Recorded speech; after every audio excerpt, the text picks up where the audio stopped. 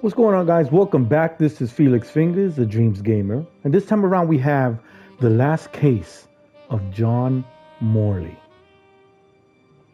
This is one of those detective games, one of those whodunits. And it seemed a bit intriguing because I like the era of it, believe it or not. So I figured, why not? Let's have a little fun and do a nice detective story. Here we go.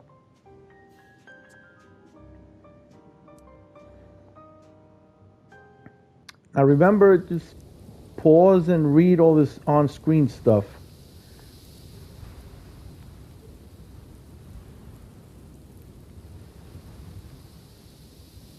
Because I'm sure it's probably going to be important, but I just want to get to the game. Time buries all truths beneath shadows, but the past always has a way of clawing its way back to the surface, demanding to be heard, no matter the cost.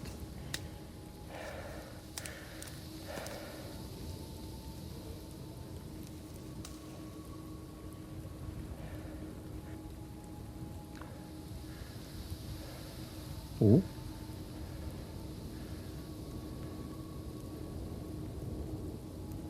Where am I?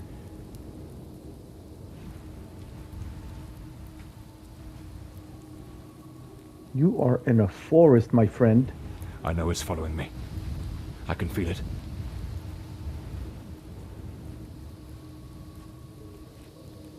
Well, shit then. Can we run? Can we sprint? Oh, yeah, we can. Okay.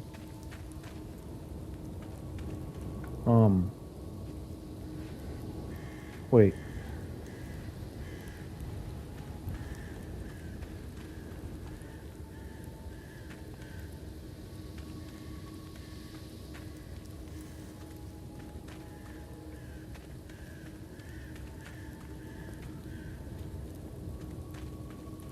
I shouldn't have taken such a risk.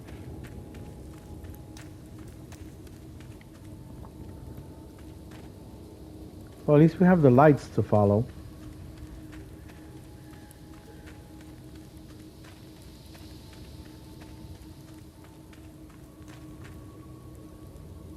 Right? Oh. That sound. It's coming from the river.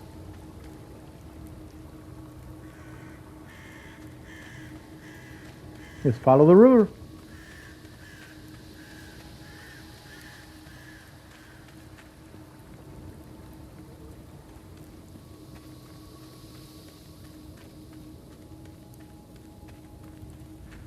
These lights help a lot. If it catches me, it will show no mercy. Oh, so let's not slow down.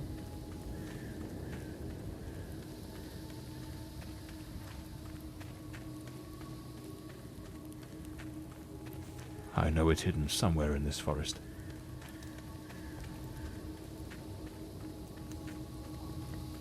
I like the atmosphere already, though. I am in. I should be able to see its light soon.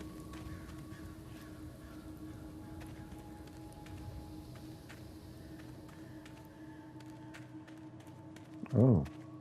At last. I can gather my strength and plan how to face that monstrous thing. What the hell's chasing us?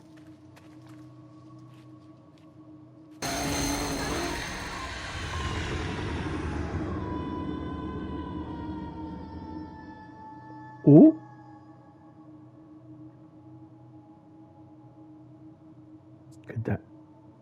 Could that be what was chasing us? The last day in the hospital. Guys, pause and read.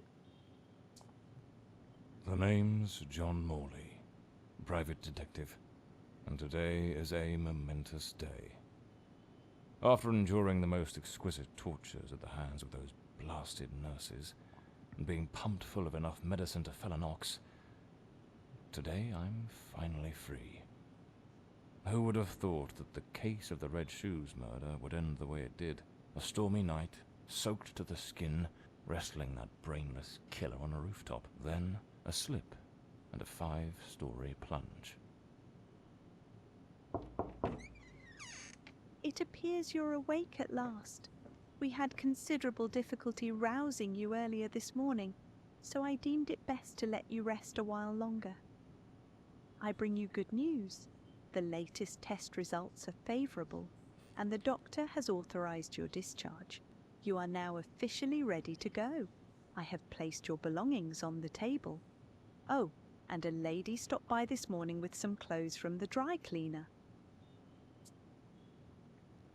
Okay. Um,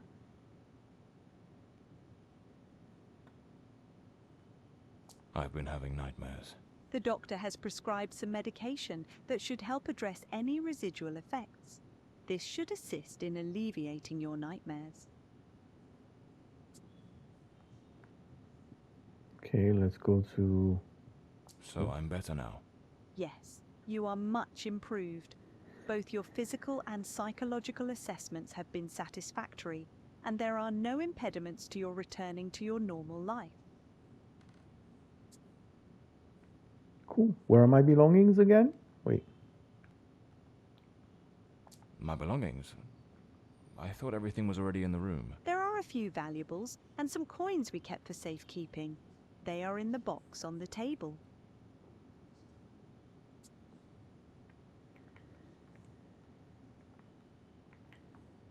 I'm trying to... Oh, A woman brought my clothes from the dry cleaner. Was it Penny? I couldn't say. She arrived quite early, before my shift began. I've placed the garments in the wardrobe to keep them from getting wrinkled. Now, if you'll excuse me, I have other patients to attend to. I wish you all the best. okay. I better get dressed. The hospital gown that ties in the back doesn't exactly scream professional.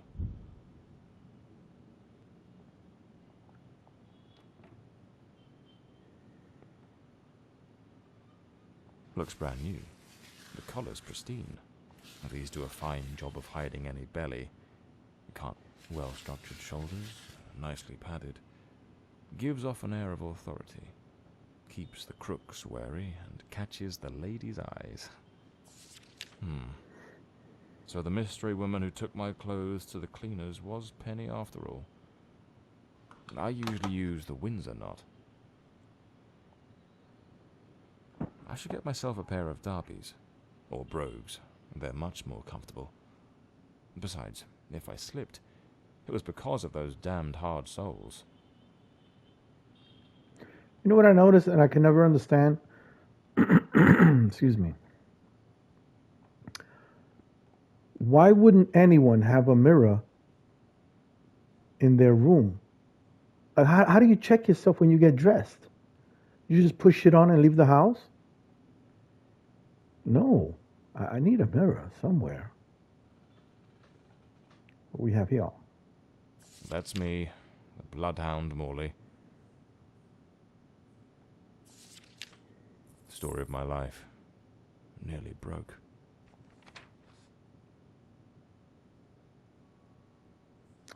Medical discharged. Pause and read. Does it say what we were diagnosed with? Blimey, what a fool I took onto that rain-soaked pavement. And to top it off, with that downpour, I ruined my best suit. But, well, that's all water under the bridge now. Quite literally. All right, so let's get out of here and head over to our office, I guess, since there's some lady waiting over there. I'm not ready to leave just yet. Why? Why? Did we leave some shit behind? Oh. Blimey, it's nearly noon. I must have lost track of time in those blasted nightmares. Oh, coat and hat. Trench coat and fedora hat. Every detective's must have.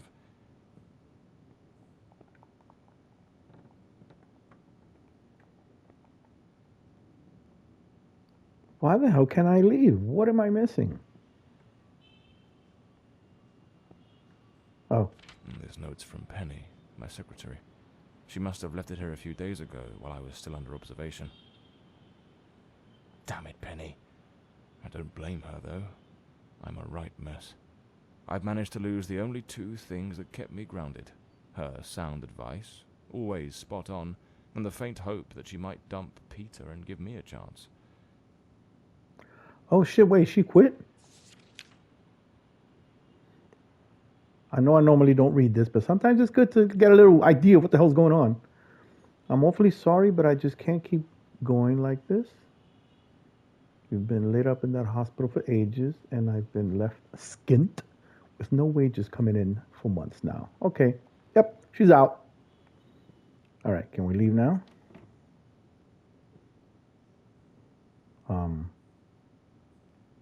I'd better hurry up. Just like Penny says in her note, I might have a new client this afternoon. And with the way things are going, I can't afford to let that slip away. Do I say goodbye? No? Shit, okay, well, it's kind of rude, but... All right, let's get moving. Today's the first day of the rest of my life. And here we go. We are now at John Morley's office.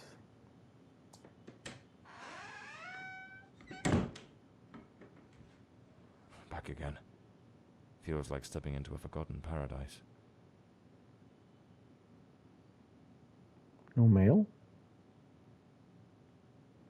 Well, I keep forgetting he has Penny. Everything's got that same old charm, and yet feels oddly new. This hospital stint's given me a bit of a new outlook. Maybe I'll take it a shade easier from now on, sticking to cases that don't demand a trip to the morgue.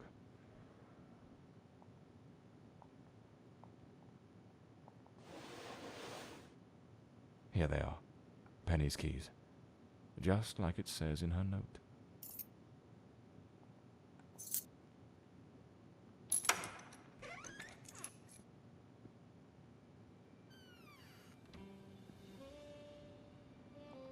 So this is Peter. That smug grin's got "punch me" written all over it. I'm assuming he likes Penny, and this is her man. He is not happy. Penny's desk. I ought to give her a ring and try to sweet talk her into coming back. If this new client brings in some decent dough, maybe I could settle what I owe her and use a little charm to win her over. Dude, leave her The alone. murder weapon from the cadaver collector case. Nasty business, that one. What's going on here? The case of the Red Shoes murder. One of the most complicated I've faced. Finally. Case closed.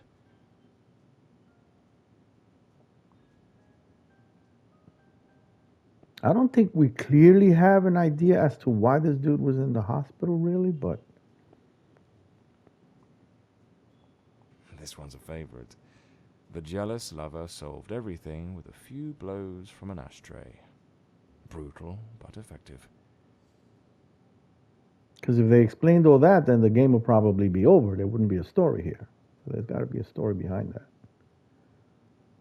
The umbrella with a bullet hole. Souvenir from the marksman case. Nearly lost my hat on that one. This case is worth its weight in gold. Everything you need for a portable lab. Okay. He collects a lot of shit, though. I mean, evidence. Even the coppers missed it. The slant on the letter E. That's what gave away the typist in the black letters case. Very good.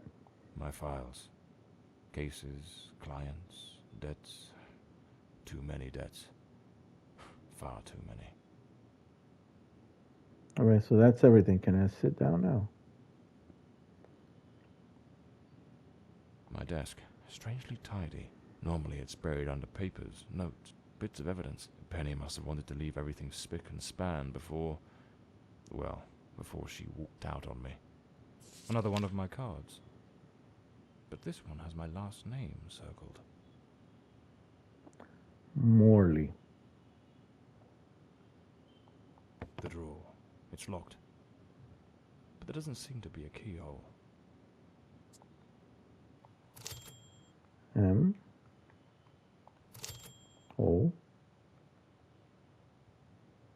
R L E.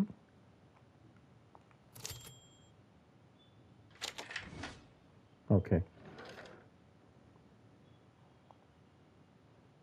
The Scarlet Page.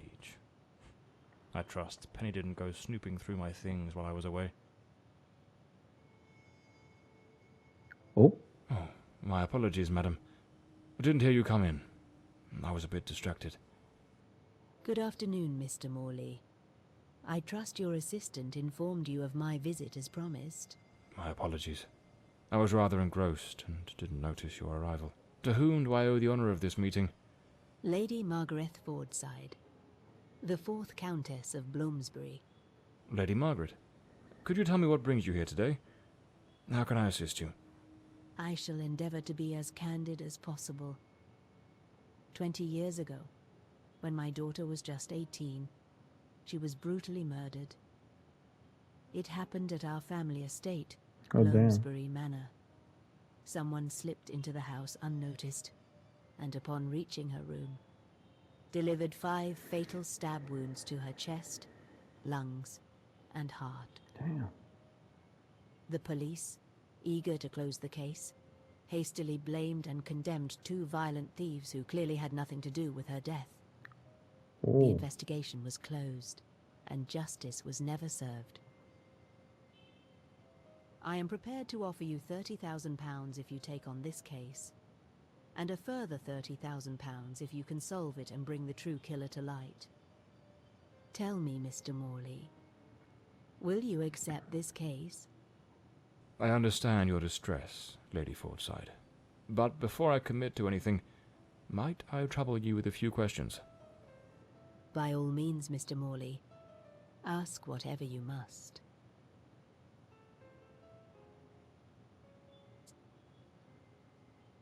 He is in no position to be asking questions, his broke ass. He needs to pay Penny. But anyway, let's check. A case that's been cold for 20 years. You certainly don't make it easy for me, Lady Margaret. What made you decide to seek out a detective now? For over 2 decades, I've fought tirelessly to have the case reopened, to prove that the real murderer escaped justice. But all in vain. Neither solicitors nor well-meaning police friends, nor even journalists hungry for a dark story have managed to uncover anything. Then one day, I read about your success in solving the case of the Red Shoes killer. Regrettably, I also learned of the unfortunate incident that left you hospitalized with grievous injuries. Ah. On the advice of your secretary, Miss Penny, I waited patiently for your recovery. And now, here I am.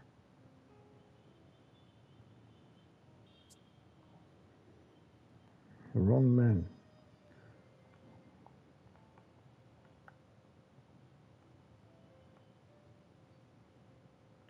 I want to ask about this first. Tell me about the men the police arrested. Why are you so certain they weren't guilty? 2 days after the murder, the police arrested a pair of violent thieves who were terrorizing the county at the time. Though they swore their innocence in my daughter Elodie's death, their criminal record completely undermined their defense. Seizing the opportunity, the police locked them away for their other crimes, and the case was closed. But what has always struck me as suspicious is that nothing was stolen on the night my Elodie was killed. Oh. If those thieves were truly the culprits, why would they murder her and then leave without taking a single piece of silver? It doesn't add up, Mr. Morley.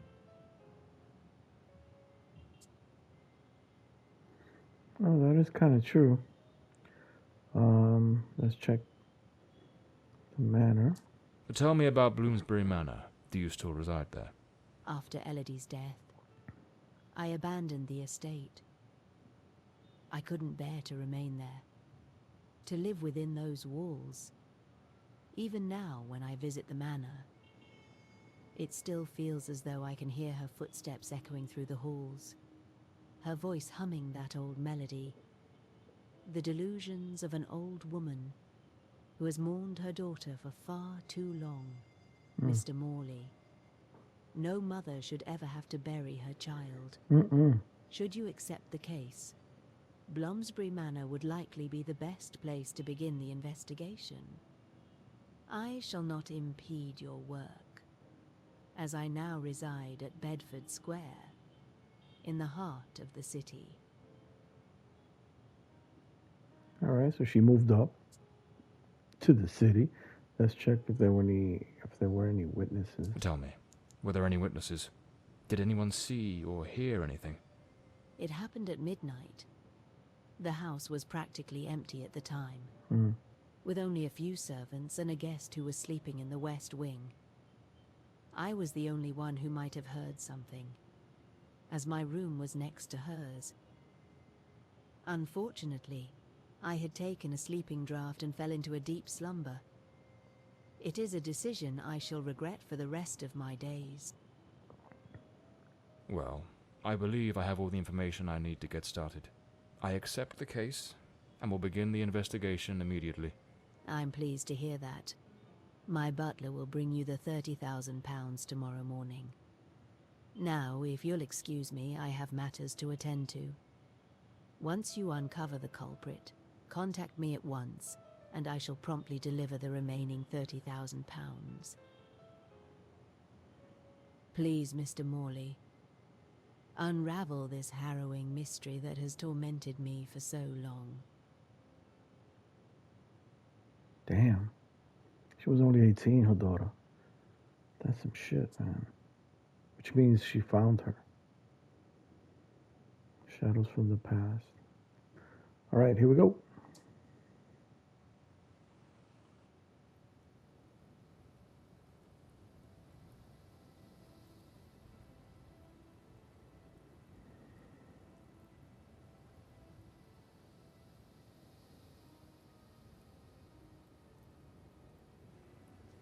As I made my way through the dense forest path, a haunting silence enveloped the air. It was as though the very night of the crime still lingered here, shrouded in an eerie calm.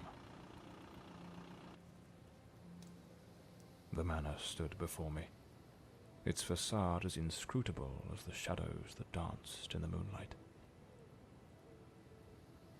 Every step I took felt like a step deeper into the heart of a mystery that refused to be forgotten.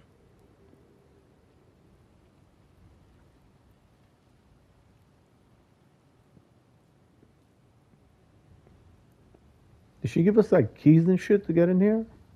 I'm assuming, right?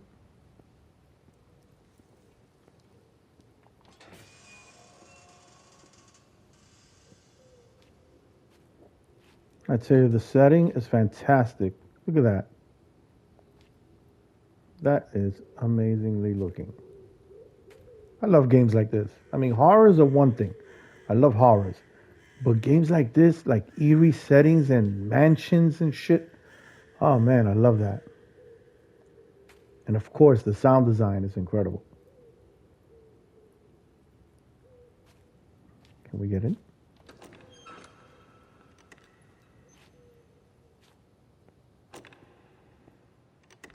Not a sound.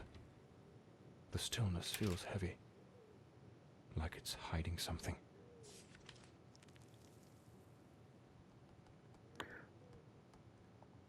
Did they take her there? Too early in the story for asking all these questions. Let me calm down. Let me calm down, man.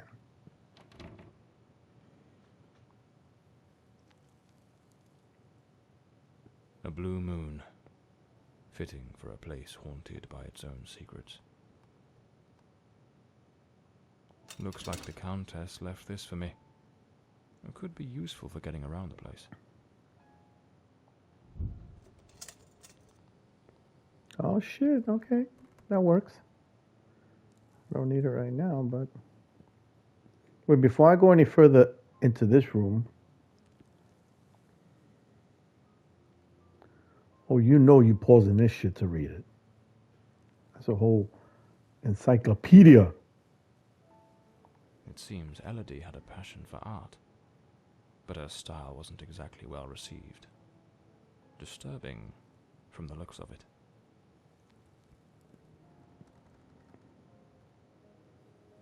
Broken mirror there.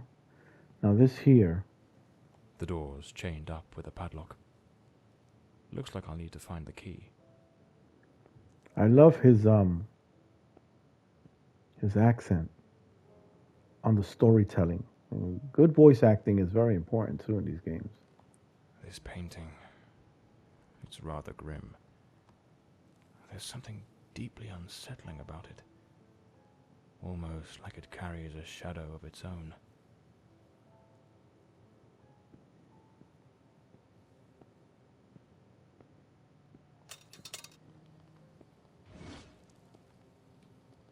Follow the trail of green lights to investigate past events. Oh. A globe resting in a beautiful wooden stand. What's going on here?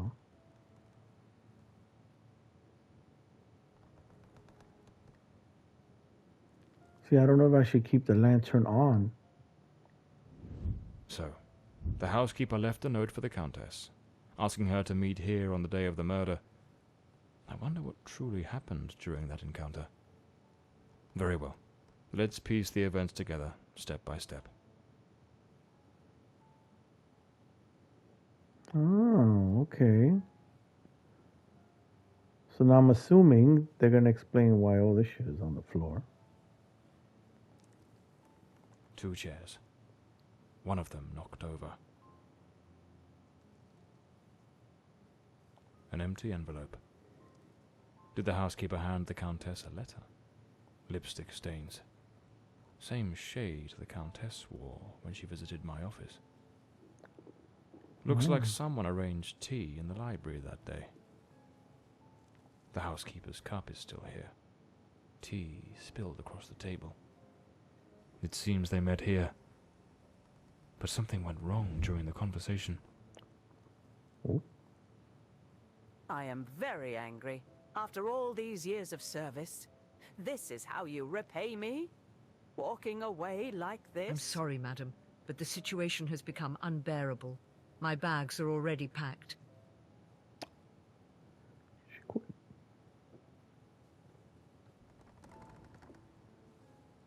She quit.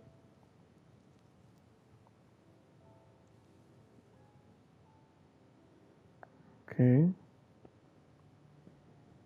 We got that. We got that over there. Let's check over here. Wait, what's this here? Oh. The lock has been concealed. This door must open by some other means. Another one of those dark paintings. Another painting by Elodie. There's something deeply disturbing about her work. Yeah, it's very dark.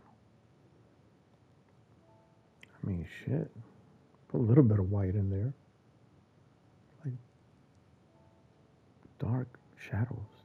Looks like this is the Fordside family book, showing some of their ancestors. Move the cursor to the edge of the screen to go back.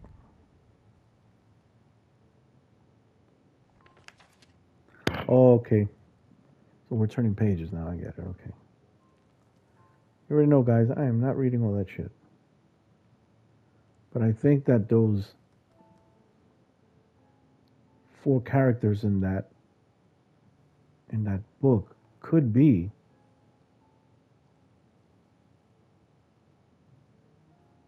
these headstones.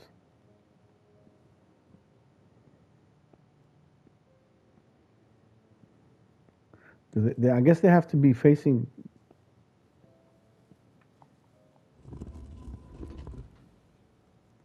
certain ways.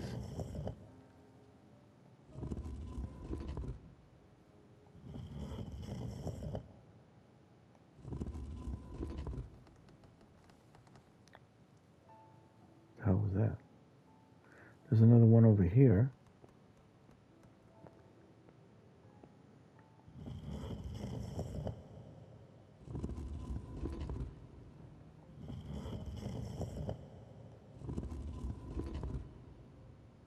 My thing is, how the hell do we know what direction they're supposed to look?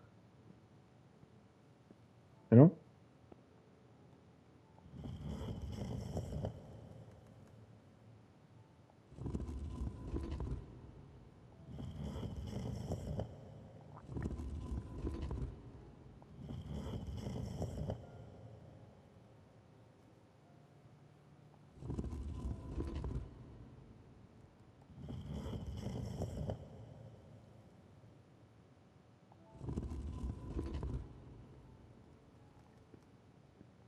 See, how the hell do I know that they're all looking in the direction they're supposed to be looking?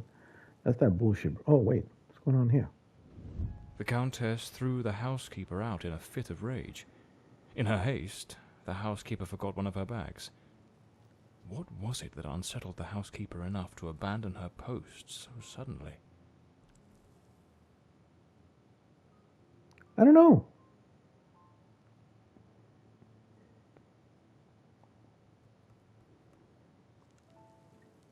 Lord Cedric Forsyth.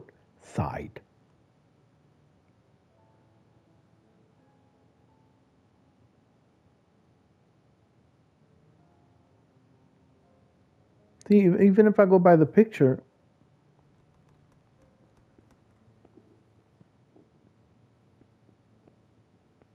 I don't know. Is he looking?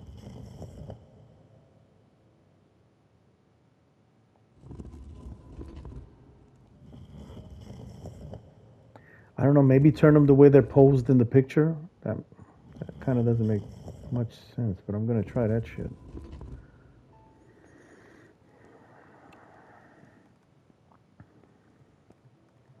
Right then, this lady, I guess, was his wife. Which one is it? Is it this lady? Wait.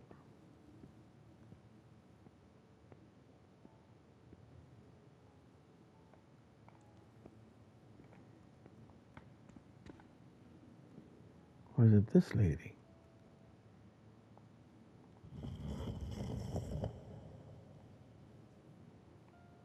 See, like, are they supposed to be looking at each other? I don't know, man.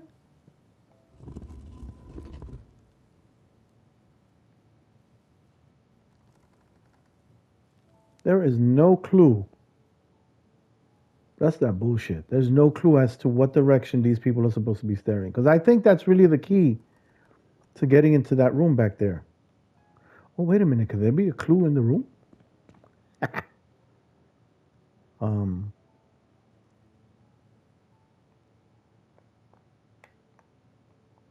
can't even zoom in. What's going on here?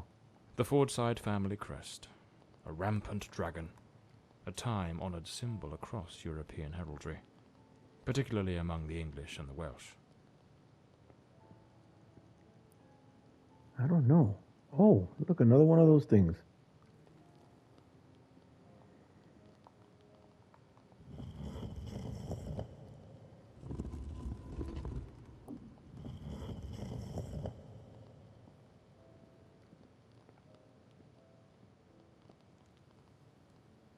See? Let me turn off that light. Wait. That guy's kind of looking toward... I don't know. Oh. Lady Fordside, still seething, burned something in the fireplace.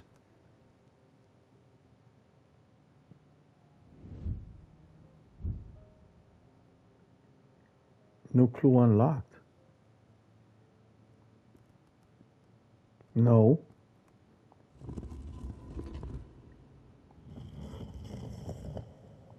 I'm going to put this guy facing the right, that way.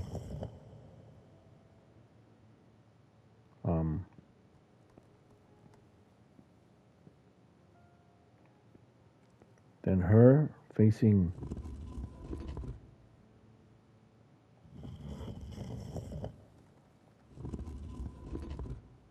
the other lady, maybe.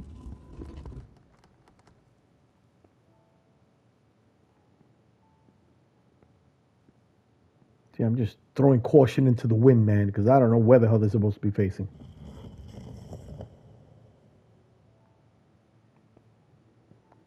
There are no clues anywhere as to what direction any of these stumpy things are supposed to be facing. I don't understand.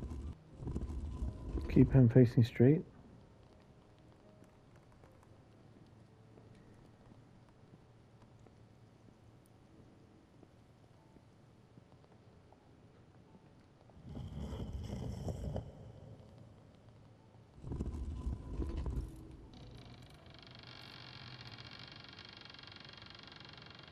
Don't ask me what I did. Y'all witnessed it.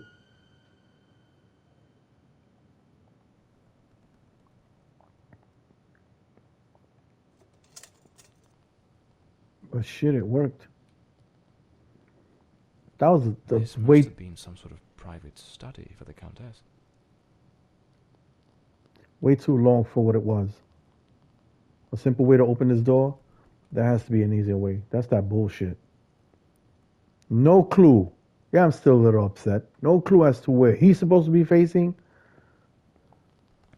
where she's supposed to be facing, where she's supposed to be facing. No clue as to where they're supposed to be facing. Sat there all that time guessing shit. But it worked. Alright, so let's go through stuff. An old pocket watch. It probably belonged to Lord Fordside, Lady Margaret's husband. A British passport. Lord Fordside was undoubtedly a man of the world. Okay. Pause and read. Elodie was committed to a psychiatric facility, but she supposedly recovered from whatever ailed her. Lady Margaret and a young woman. I suppose it's Elodie. They look happy.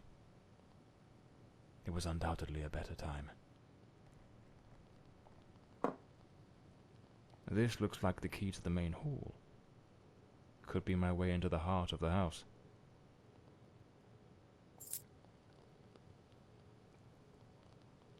That's that door that was padlocked when we first came in.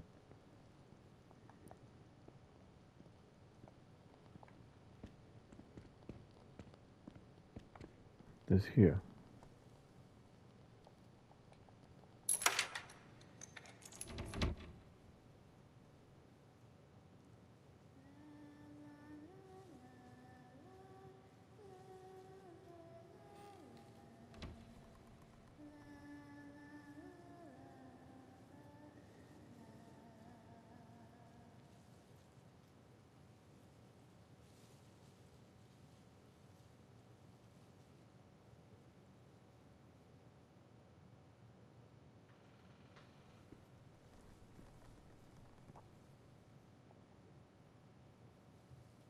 Here lies Elodie.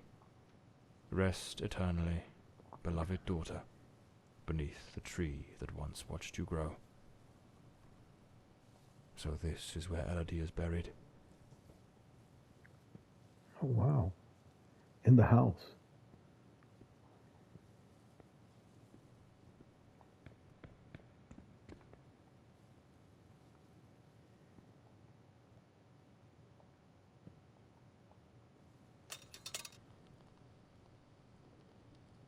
That Layers of lantern. dried oil paint, left untouched for 20 years. It's as if time stopped the moment Elodie laid down her brush. Feels like the room's holding its breath, waiting for something to stir. Yo, she painted a lot of A dark grand pictures, ship though. on the open sea. The sinking of a ship. Looks like the last painting Elodie was working on was of a ship at sea. The whole gallery is filled with maritime references. She seemed quite obsessed with it. A man with his back turned, watching a ship go down. This door appears to lead out to the back garden. locked with a padlock. I'll need to find the key. Of course. Of course. Oh. Oh, that's the dining room key.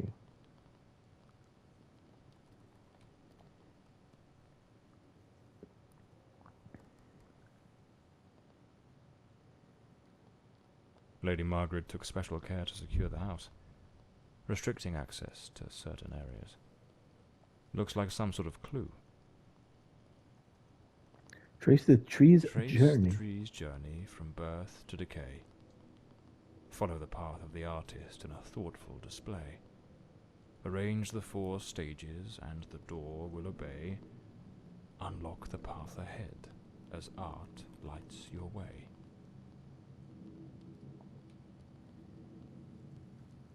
Cool. It rhymes. Oh, wait a minute.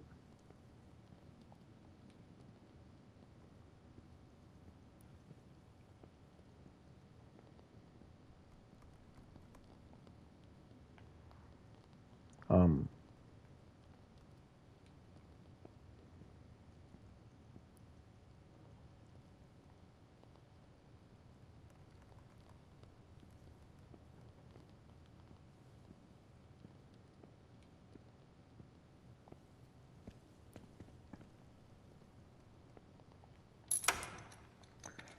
oh, okay.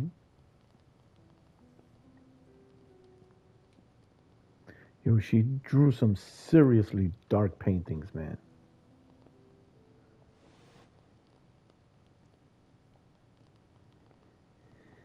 Some of these paintings are really dark and sinister. I mean, they kind of look cool, but some dark shit, man. This looks like Elodie's diary. Let's see what her last entries reveal.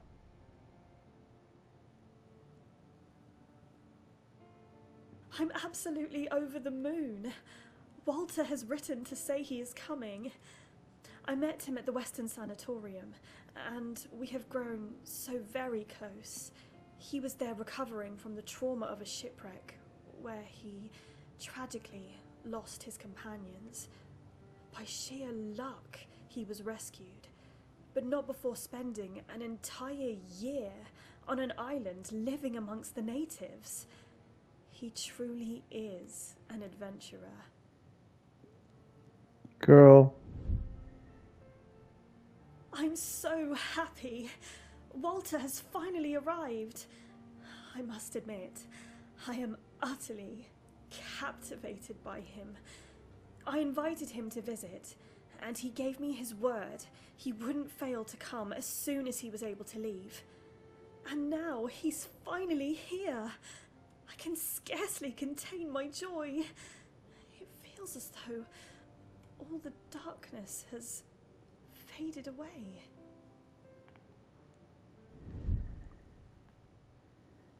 Okay. Oh, they looked so in love. Mm-hmm. So happy. I wonder what became of Walter after Elodie died.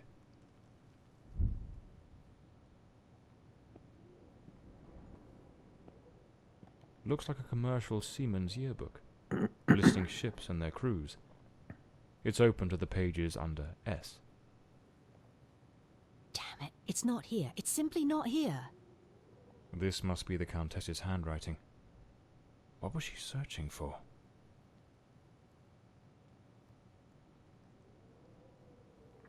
I turned the picture frame over here, and it stood.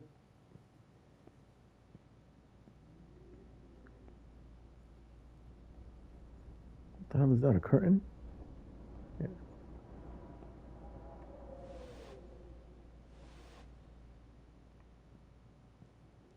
You see? All right, so I'm assuming that certain picture. A young woman screaming in the middle of the darkness. Let me see something over here on this door. Locked, as expected. There's a metal engraving of a tree.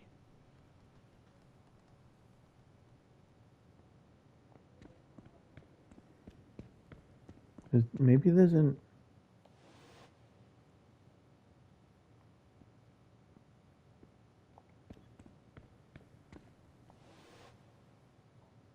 There's an order that we have to tilt these thingies.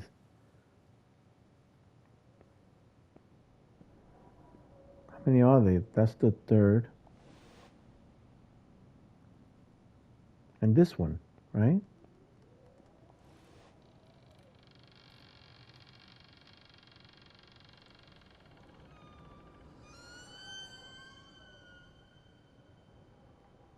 Again, how the hell would we have known that? Oh, tilt the little picture frames and they'll open the door. I don't know. Maybe it's written in these notes that I keep skipping and shit. I don't know. But I like what's going on so far. I love this whole investigating thingy-majig. Especially in spooky-ass mansions and asylums. A boarded-up door. The access to the servants' quarters appears to be blocked for some reason.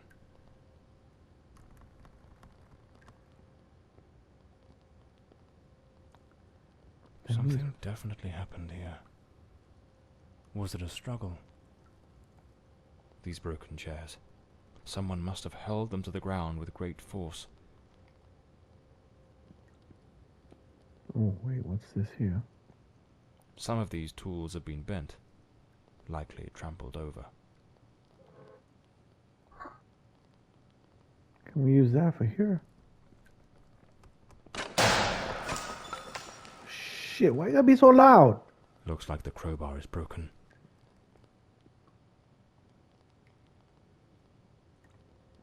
Lady Margaret, after the death of her daughter, dismissed the staff and left the mansion.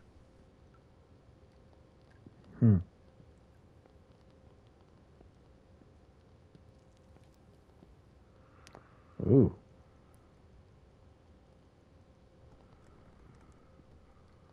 A pair of blood-stained scissors stuck in the sink basin. Deeply unsettling.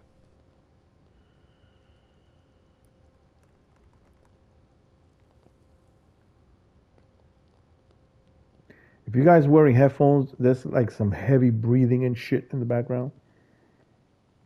I'm hoping there's nobody in here with us, man.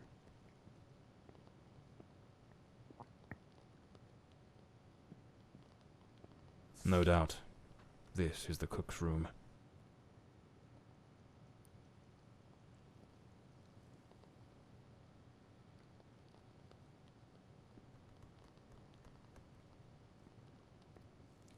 See, that little lantern doesn't light much. A good way to motivate the staff.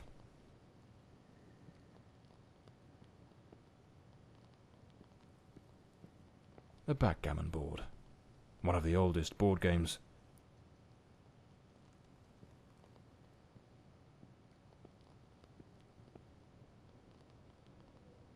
Miss Marva apparently knew her way around the tarot. What a dreadful spread. And what a chilling omen it revealed. Evil approaches. It will bring death, and lay ruin to the house and all who dwell within. You see the sound design, that wind, even something as simple as that. That is so cool. What's going on here? 34982. That's a code to something. Probably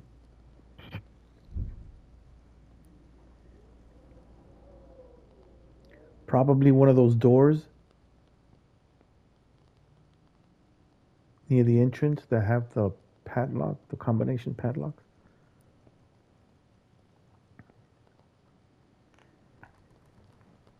Let's write this shit down, because what was that? Wait a minute.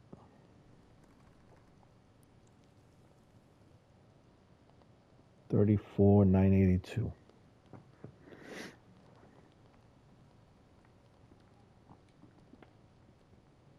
Can we check in here? What is going on here? What the hell? A doll pierced with an awl. A warning? The young maid was an avid fan of actor Valentin Rudolph. What a collection of posters from his films.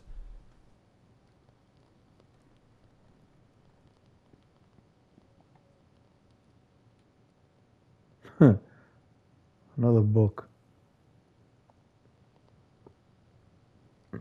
Excuse me. Okay, let's check. Let's keep checking down the hall. Oh, we went in there.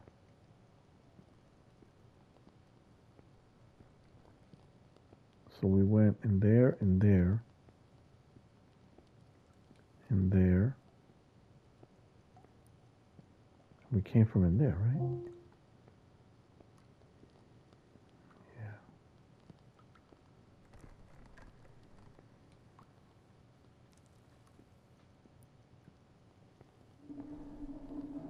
Is there someone else in the house? No.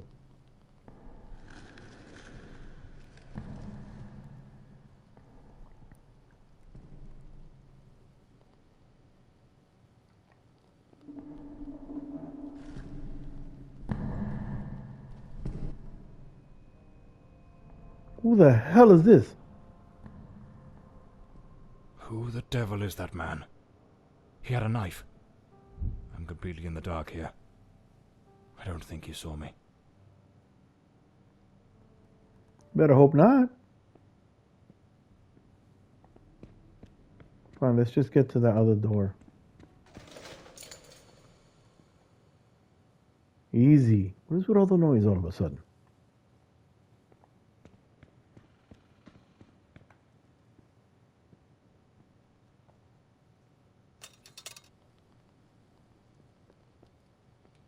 What I said? 34,982.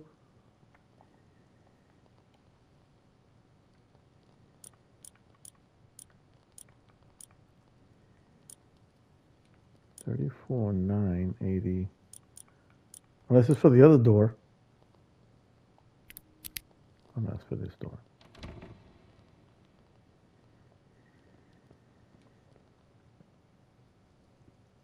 I know we're looking for clues and shit, but see, we don't have the crowbar. It broke when we opened that other door.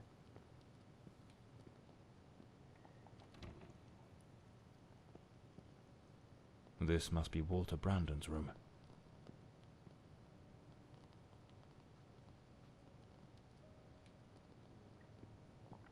All right, let's check stuff.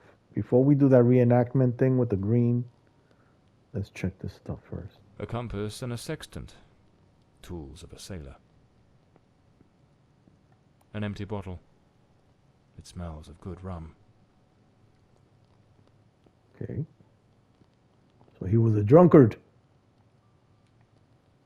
What's over here? A model ship. Mr. Brandon must have felt a deep yearning for the sea.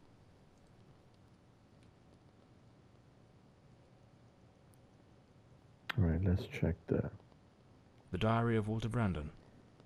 Perhaps it holds some clues about who he was, and what his involvement in this case might be.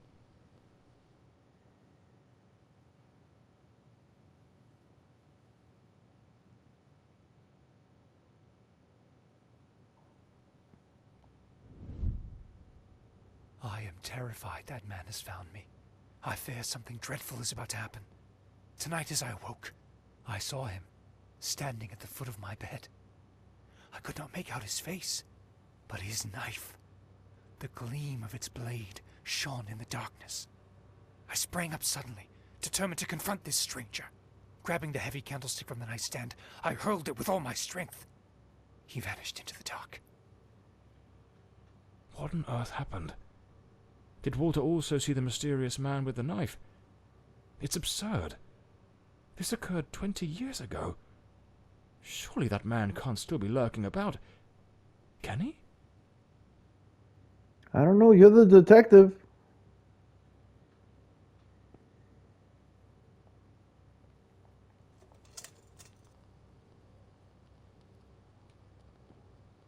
I just want to make sure that we don't miss anything. Remember, we're supposed to be looking for a crowbar. What the hell is this?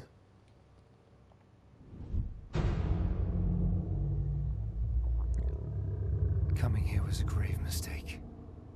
He has followed me, watching and lurking in dark corners, waiting to surprise me. I dare not tell Elodie. She would think the one thing I dread most for her to believe. I see him again from the window, watching me. His long hair and beard obscure his face, and he still holds that knife. He means to kill me.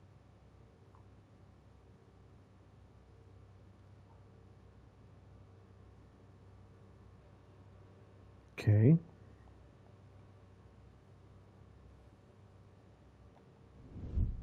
I am losing my faculties. It is best I return to the ship. Everyone seems to be conspiring against me. The housekeeper despises me, accusing me of misconduct. Perhaps I'm not a man of refinement, but I know what respect is. Yet this morning, as I awoke from my rest, she was enraged with me. It was of no use to tell her I had slept peacefully. An external maid who comes to clean was crying and accusing me of having approached her in an unseemly manner. I would never do such a thing. I am a sailor, a man of the world. I know how to conduct myself.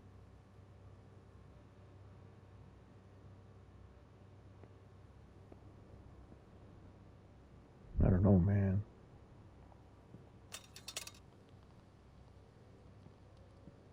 The last entry in the diary, dated the very night of the murder. My beloved Elodie, why can you not believe this poor sailor who only wishes to love you? I have left everything behind. My ship, the sea, all my world, just to be by your side as you asked me to. Damn it. I can hear the man with the knife coming up the stairs from the hall. I need to hide. Walter was terrified.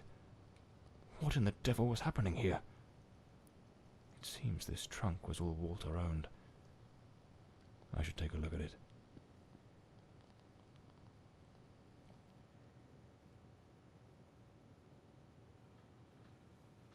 Seems I'm not the only one with a fondness for hats. A photograph of Elodie. No doubt Walter cared for her deeply.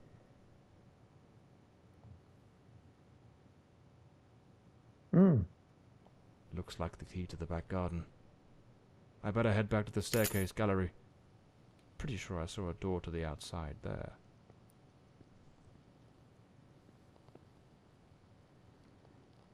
Okay. Guess look how dark it is. There's no way that lantern works for shit.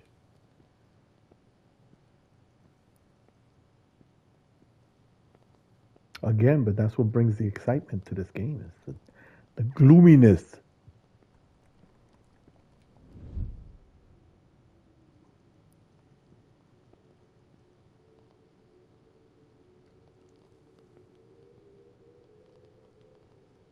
Killer what?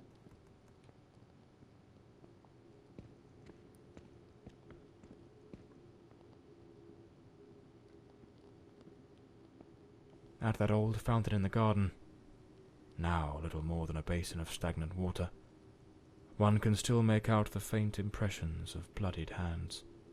It seems almost certain the killer stopped here, in a hurried attempt to wash away some of the blood spattered across his body. Did he try to escape this way, though?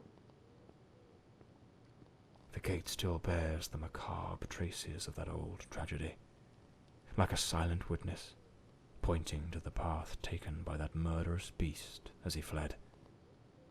He did cut out through there, okay.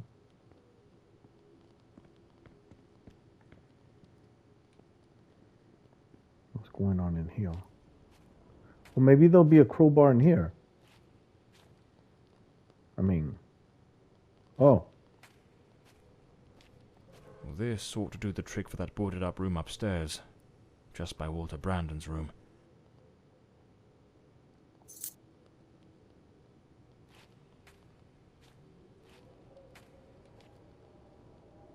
You hear how the wind picks up? What's this?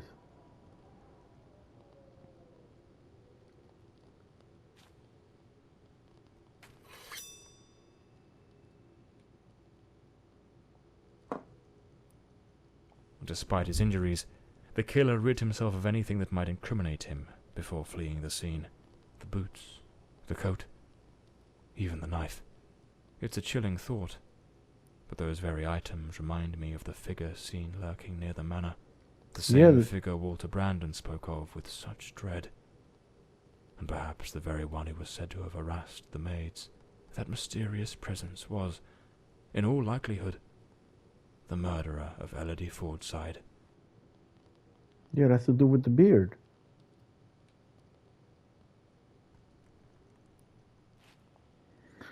All right, let's head back upstairs into that room now that we have the crowbar.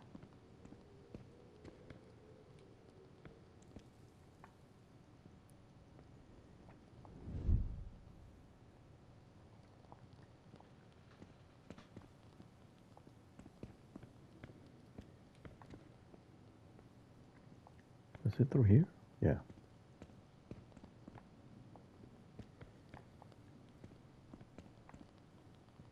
No.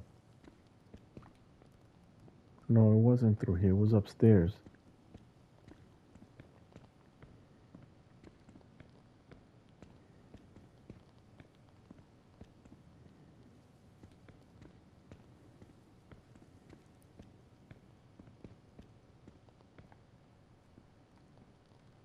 This way.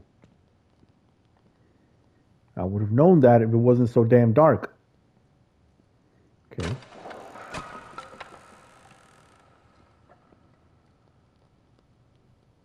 What is this? To this day, 3 years since the disappearance, I still catch myself entering this room, expecting to find him there. Unlabeled liquor bottles. The damp and the passing years have likely worn away whatever once marked them.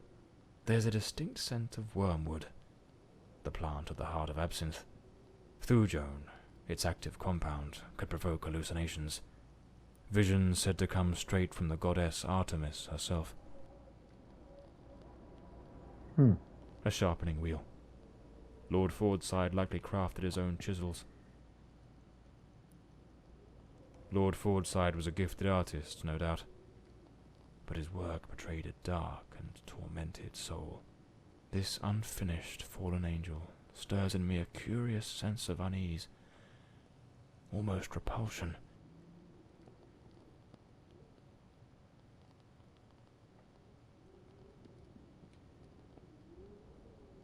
Is that it?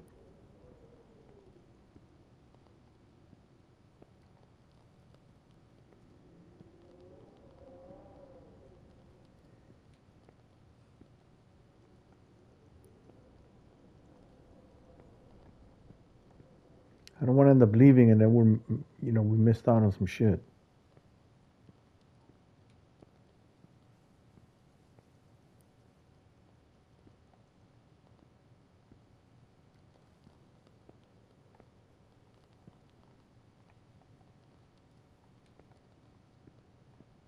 See, we saw all this already, right? Yeah.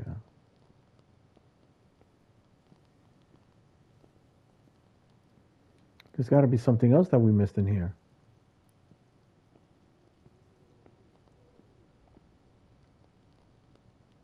The code 25741 for that other door. Okay.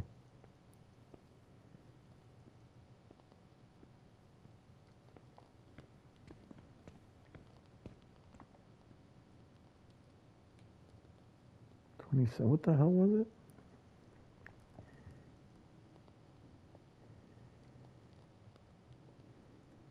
Five 741.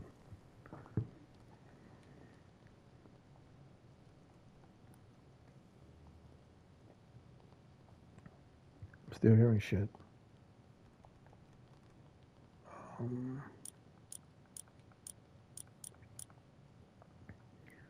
25 741.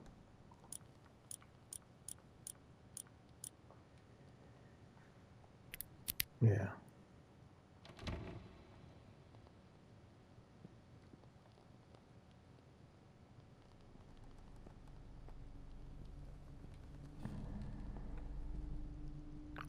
Ooh.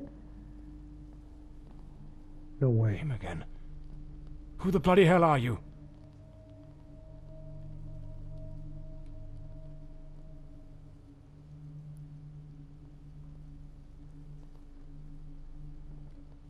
Hey, does he have a knife in his hand too?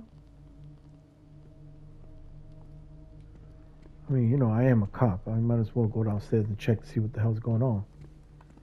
Where's that man gone?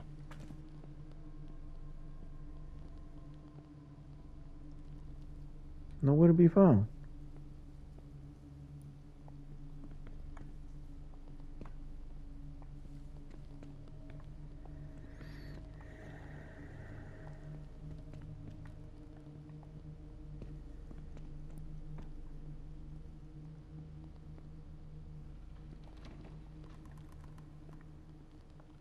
This room looks like it belongs to a woman.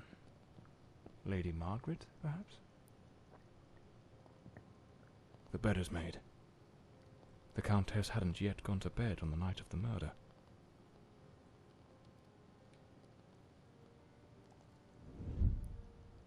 This is a nightmare. I am deeply concerned for Elodie. The housekeeper has long been warning me about Walter. I have made some inquiries, and nothing is as it seems. Elodie remains blissfully happy with him in the house. I am at my wit's end. Since her return from the sanatorium, she has been positively radiant, a true beacon of light. They go out together and seem to have a splendid time. He appears very close to her.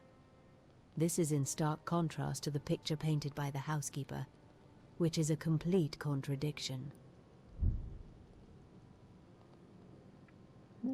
He kept her happy. I mean, It's a damn fine bottle of wine.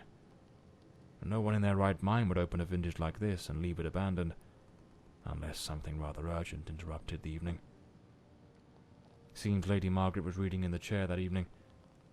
The book's still open, right where she left it. Didn't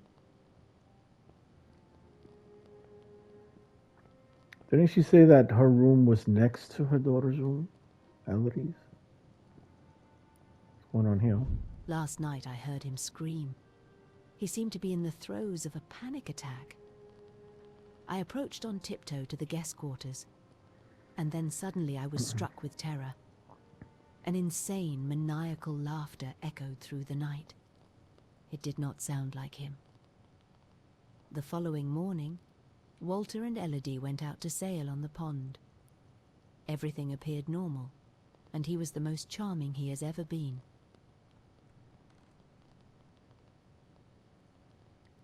I don't know, man. That could just be an act. I don't know.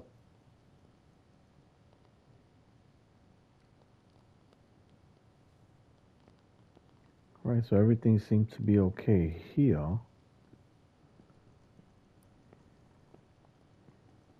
Maybe we should go over to, wait, what's this? Something made of glass is shattered here.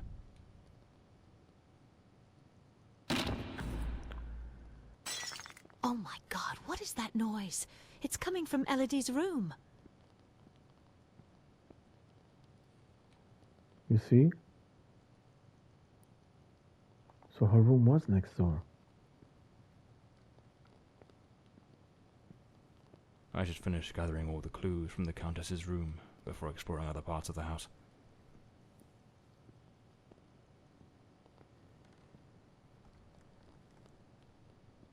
It's here. This is it, I think.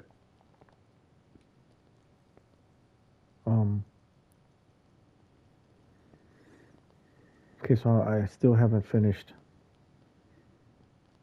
gathering all the clues from this room.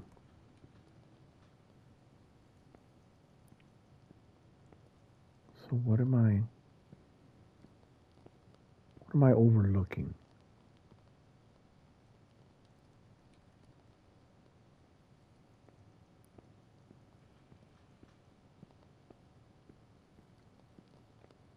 Oh, The fireplace tools, all knocked over on the floor. And unless my eyes deceive me, the poker appears to be missing. hmm. Oh my god, Elodie! Lady Margaret, quite agitated, grabbed the fireplace poker and rushed toward Elodie's room.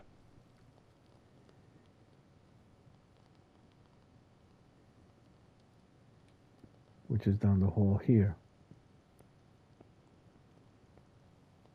Is that the last of it? The last clue? No.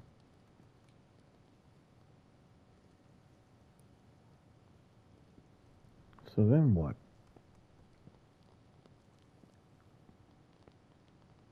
What else?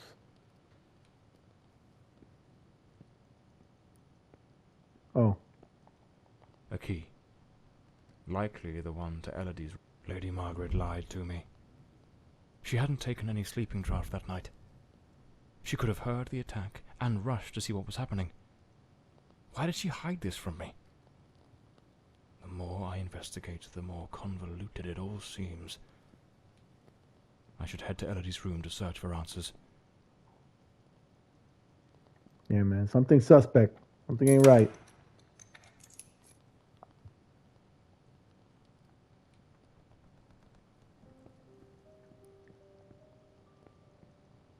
A pool of dried blood. There's no doubt now. This was the scene of the crime. Damn. Photograph of Elodie Fordside and Walter Brandon. If my memory serves me right, looks like it was taken at Westland Asylum.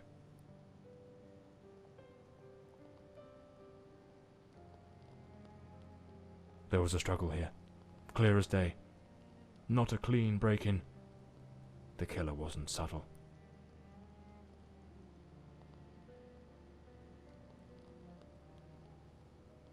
Okay.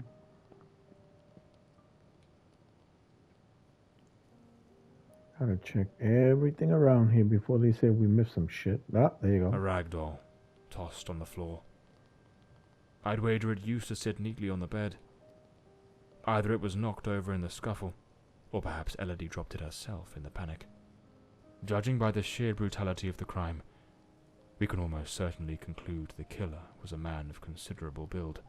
The blood-stained coat, found alongside the greenhouse knife, suggests that the mysterious figure seen loitering nearby may, in fact, be the very same individual who committed the murder. They say the killer always returns to the scene of the crime. But 20 years have passed. Why now? Let's attempt to reconstruct the events, just as they might have unfolded that night, and try to understand precisely what happened. A teacup on the bedside table. Elodie must have lain down that night, perhaps already drifting to sleep.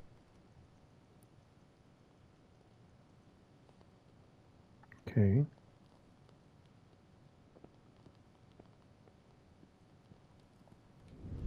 The door's lock, completely broken, indicates someone forced their way into the room, likely startling Elodie awake. That dude. Oh shit. He got the knife too, right? Yep.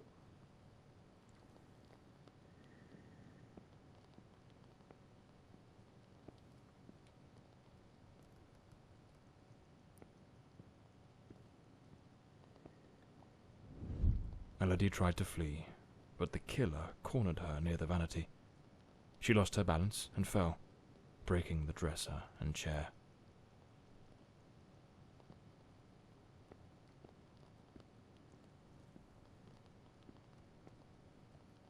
But who the hell is he? You know, like, why was he hating on her?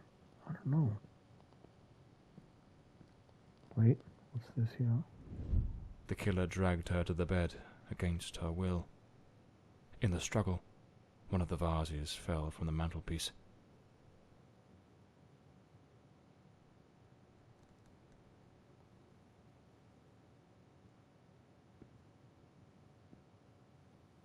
On the bed, the killer stabbed her mercilessly, again and again, staining the sheets with blood. Why, though? That's when Lady Margaret arrived, striking the killer with the fireplace poker, knocking him away from Elodie. Shit, but it was too late already, though.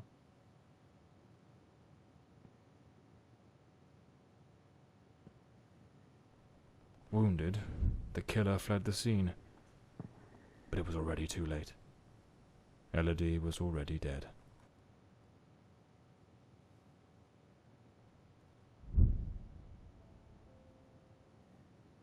Damn.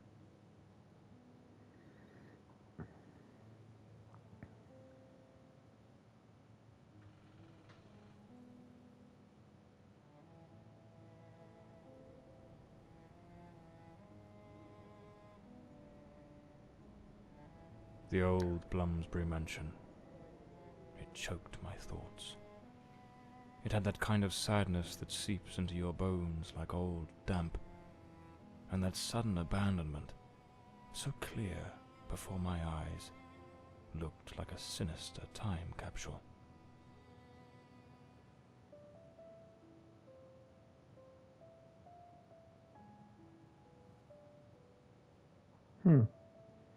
That's right, he cut out. He went back to his ship or some shit.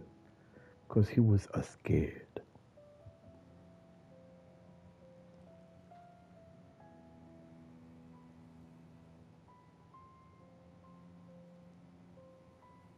The mother did her best, though. But a little too late.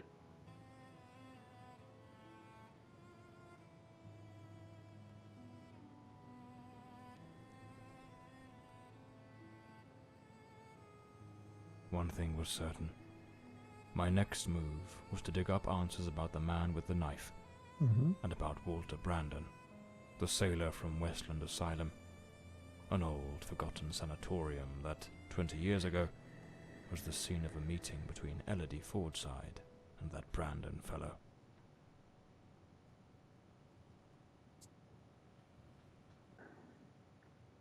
Lament of the Forgotten. It was an ungodly hour when my battered car crept along the winding, shadowed road leading to Westland Asylum.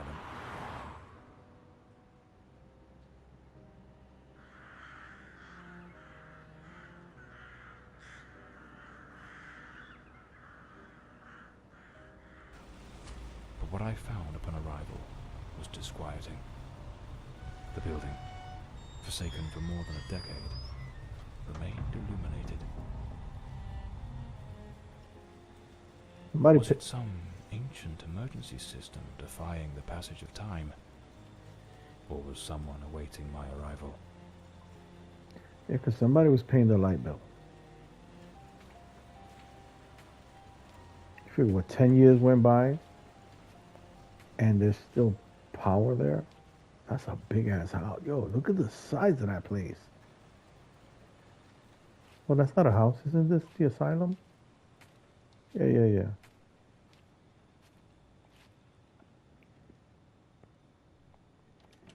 The front door, sealed shut. As expected. Nothing's ever straightforward, is it? I'll have to find another way in.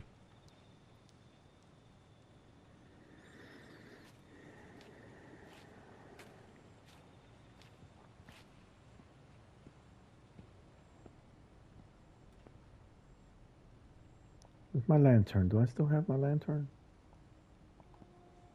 No, of course not. Why would I?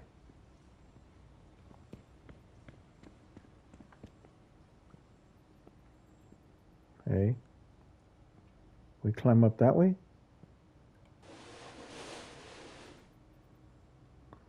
Or climb in? Okay, we can do that too.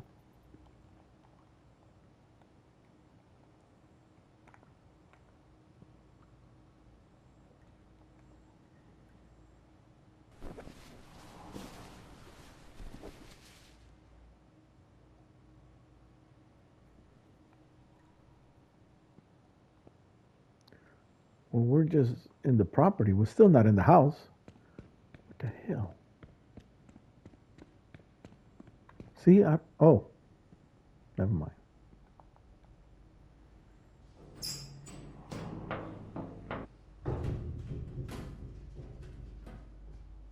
Oh, bloody hell.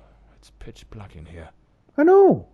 Looks like I've stumbled into what could be the kitchen.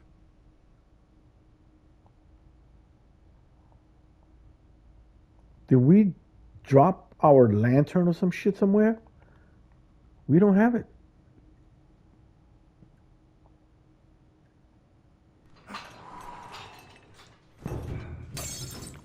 Damn it. The lantern. It's broken. I'll have to manage without it for now. Bullshit. That shit was gone before he broke it.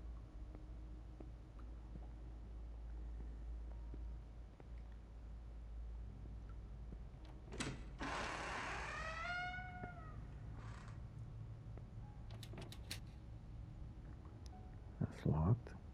Some of the rooms are completely trashed. I didn't expect the asylum to be in such a state of decay. Really? It's been 10 years, dude. A bloody handprint. Someone injured must have leaned against this wall.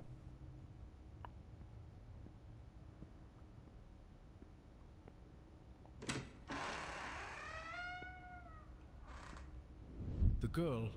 How is the girl? You mean Miss Elodie Fortside. Don't worry, that bloke didn't lay a finger on her. But you took quite a knock. This is going to smart.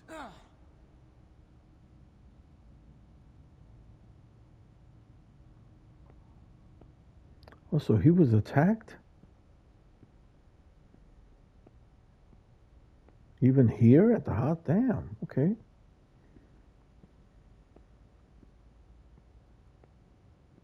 Westland Asylum was a top place in its good old days.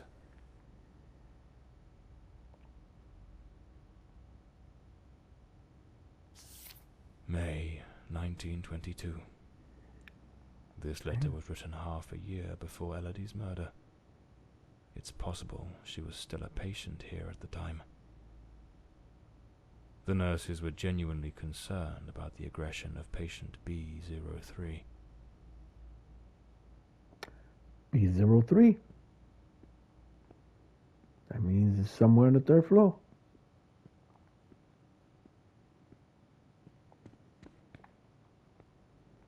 Can't go in there. You know, a flashlight would be nice.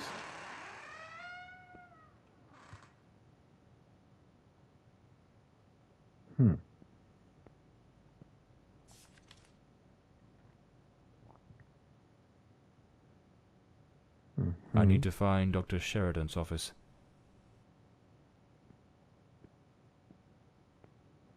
See, they must know I skip notes, because every time I put the note back, this guy gives me the headline of it. You must formalise the admission of Miss Elodie Fortside. I have her file here. That girl?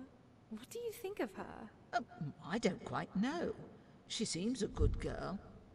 I do hope she recovers soon. I know what Dr. Mulder thinks of her. Oh, don't be wicked. You cannot tell me you haven't noticed. Have you seen the way he looks at her?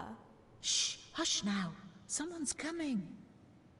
It seems the nurses were gossiping about a certain Dr. Mulder, who appeared to be especially taken with Elodie.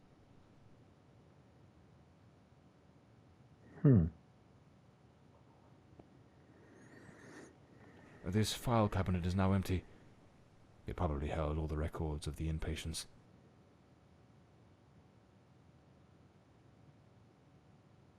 Then they ransacked this place. They took everything but the pens.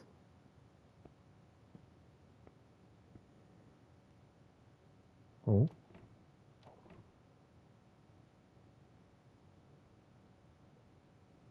Okay.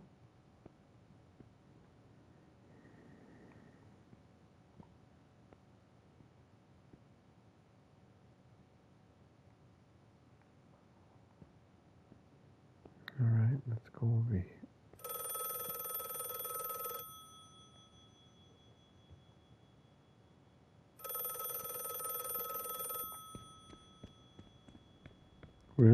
Oh.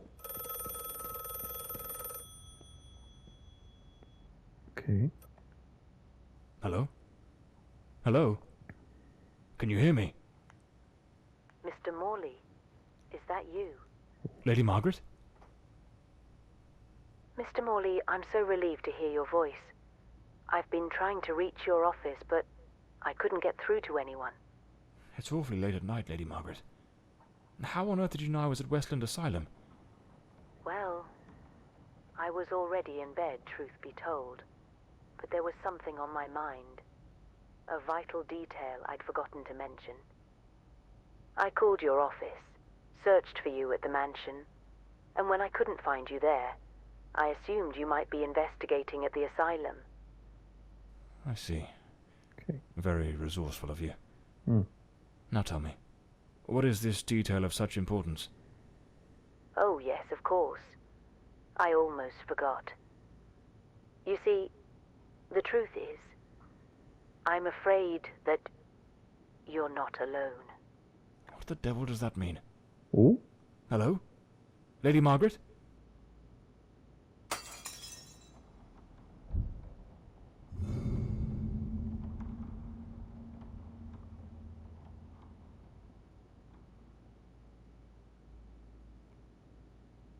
Yeah, sure. We'll go down to the cellar. We'll go down the stairs to the basement. No big deal.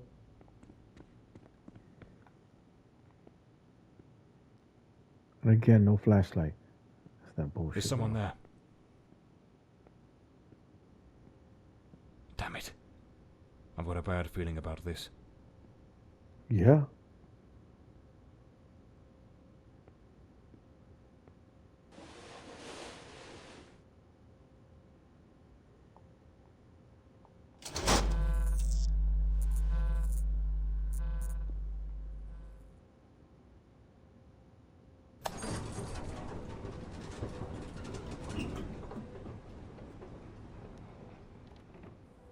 Oh, wait a minute. Wait. Before I take that, let me check in here before we take that elevator, man.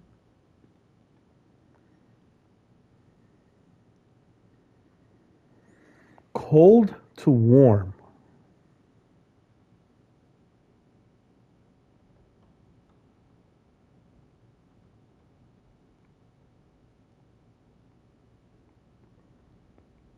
Cold to warm.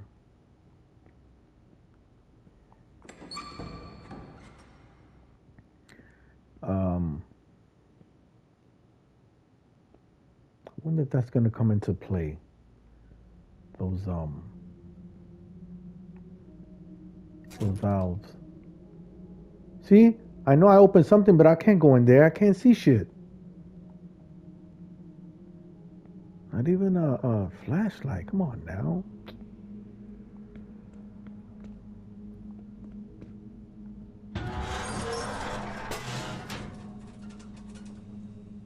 Oh shit. Okay. Internal report. Patient B03, identity unknown. Male, early 30s. Admitted after being the cause of a series of violent incidents. The patient exhibits a disturbing duality. Episodes of unprovoked, nearly superhuman aggression, displaying raw, overwhelming physical force, and subsequent plunges into an eerie, profound apathy. His faculties appear suspended during these lulls, leaving him in a state of unnerving inertia. Due to the unpredictability of his violent outbursts, he remains confined within a reinforced cell. Treatment involves high doses of sedatives, potassium bromide or morphine, and a regimented course of electroconvulsive therapy, alongside stringent restraints, such as an anti-biting mask and, if required, an iron muzzle. Damn. Ongoing monitoring is maintained.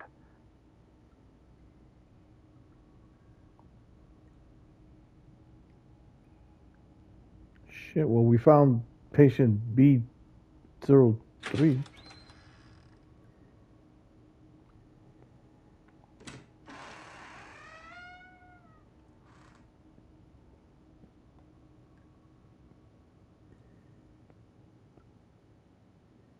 Cold to warm.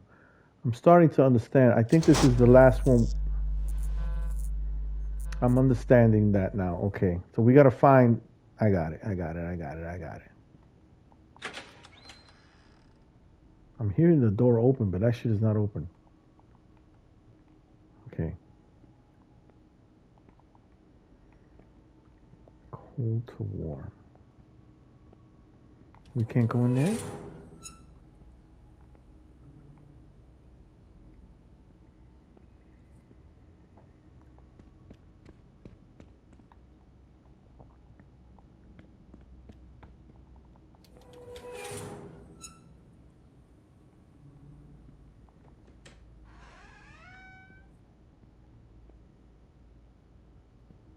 Damn. Okay.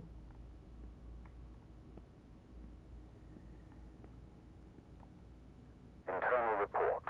Patient B08. Miss Beatrice Marin. Female, 28. Reclassified after initial misidentification. Miss Marin presents with severe self-destructive behaviors. She engages in autosarcophagy, self-cannibalism that has markedly compromised her physical integrity, and compulsively ingests her own hair. Oh. These actions, driven by deep psychological torment and overwhelming despair, leave her in a perilously fragile state. As a precaution, she is secured in a straitjacket and confined to an environment entirely devoid of any utensils or objects that might facilitate further self-harm. Her treatment protocol centers on the administration of potent sedatives to alleviate anxiety and curb these impulses, with ongoing monitoring. Whoa, okay. So cold to hot. That's the first one.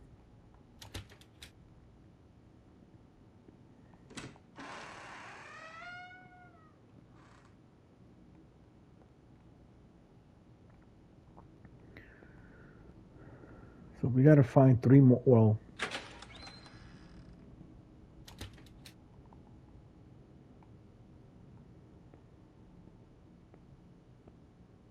I wasn't here already.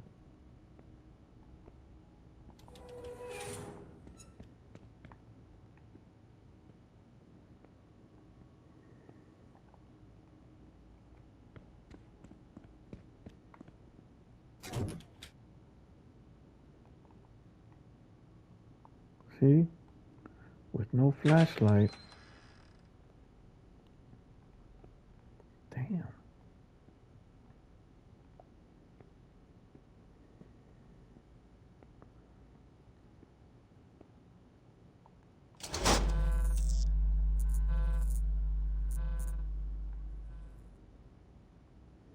So the next one has to be yellow and the last one has to be red.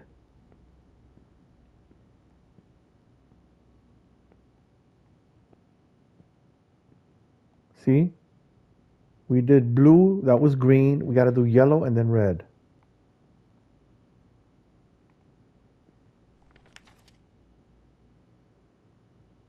Due to the increase in the electrical network, yeah.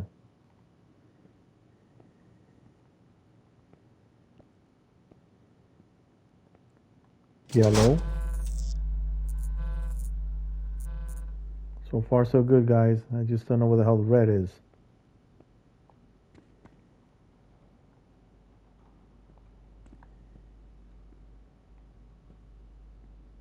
Where the hell was red? I remember that.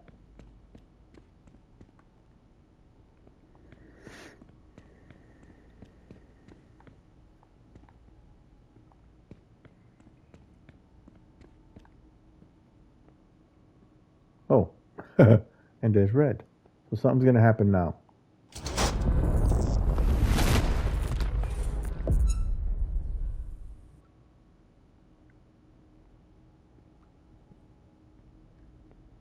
What's that? The electric chair room? Yes, it is. This room gives me the shivers.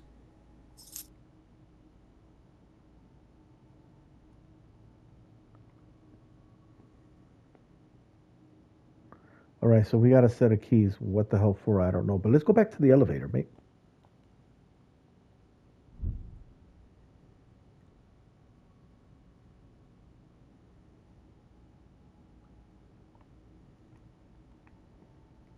Maybe now we can take the elevator.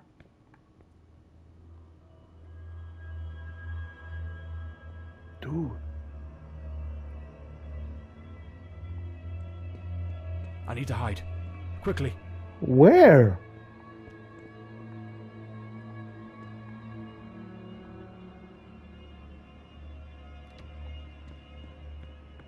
I can't hear it. Could it be gone?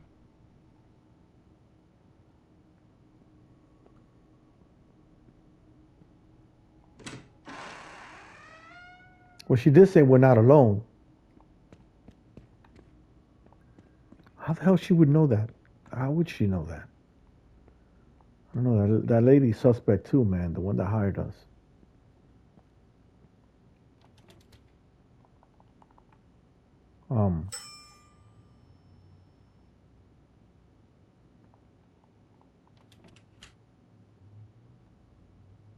Really? So we go up the stairs? Okay.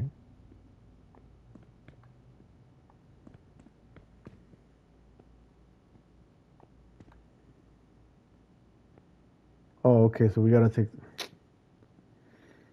the elevator from here. I get it. Okay.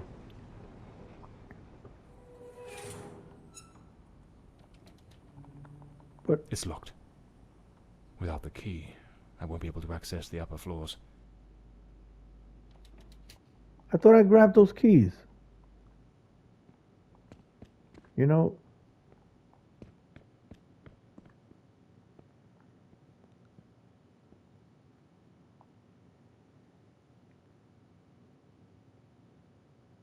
there's a code. Did I write anything? I don't think I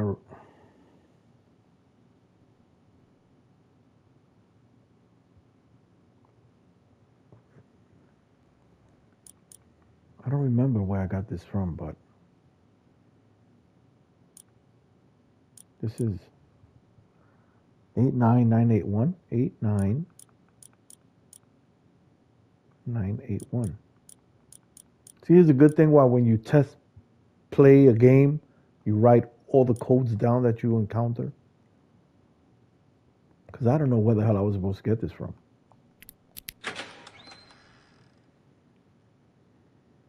But I always try to play some of these games before I post them, because if they're boring or if they're not good, I'm not going to post it on the channel. If they're good games, then I'll post them. So I give it a quick playthrough before actually recording the gameplay.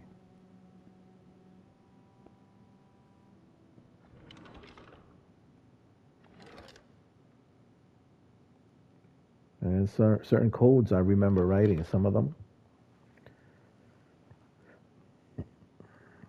Some of them I was able to find on the notes that I normally skip. Keybox, another code.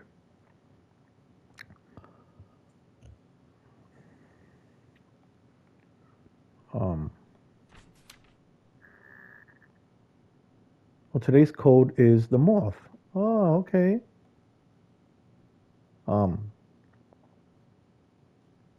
And which is the moth? Did I write this code down? 1. Yes, I did. 1, I was right, but it's just, you wouldn't think it was 0001. No, the 1 is in a different place. So it's 0. Whoa, wait. 0, 0, 1. 0. See, I would have done 00001 because that was the picture of the moth, but no. See? I don't know. What's this? Oh, the key to the elevator?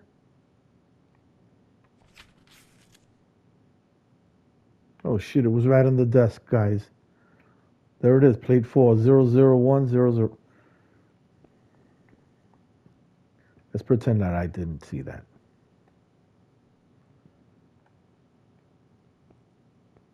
Back to the elevator.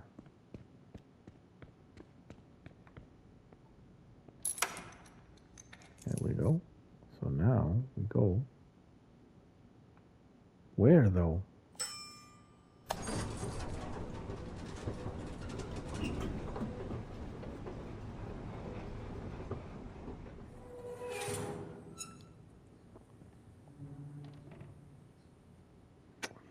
See, certain things I wrote down, certain things I didn't. So,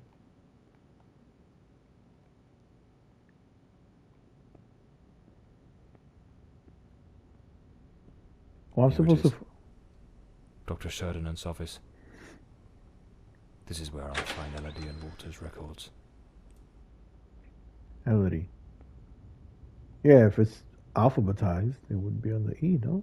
No, that's the first name. Nothing of interest here.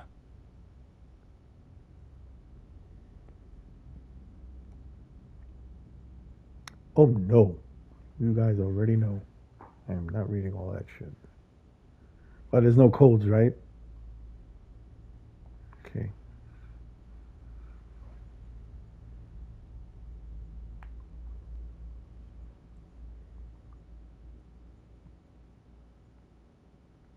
Oh. I was going to say, what the hell is the file? Elodie's record.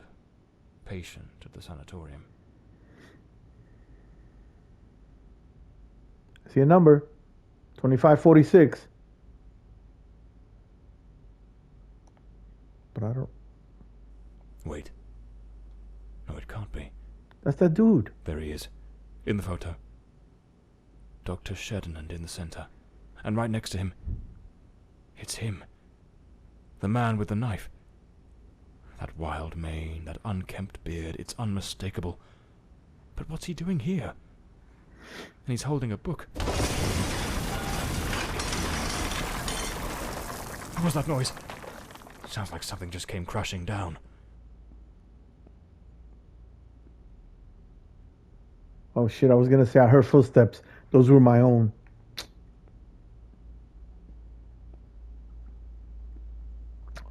Oh shit. The ceiling.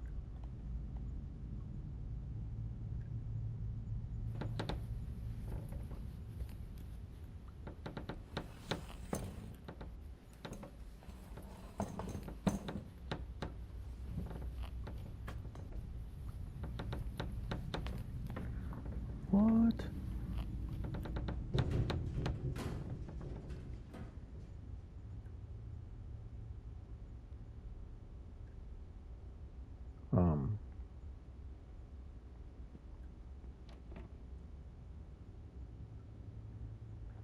Do we have to take the stairs now? No, right?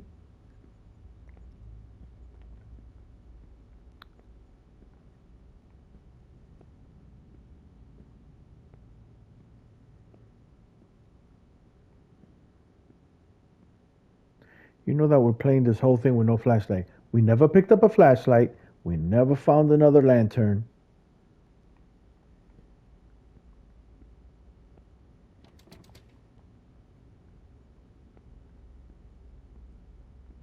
Luckily that we have good screens nowadays, so we can see all this shit.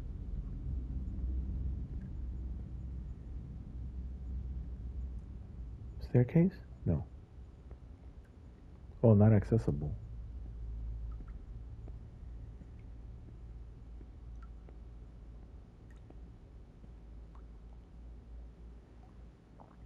Eight nine nine 8 For what? 89981. Okay.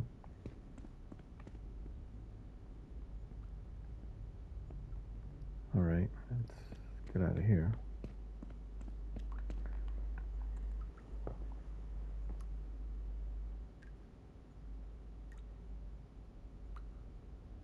89981. But didn't we use that already?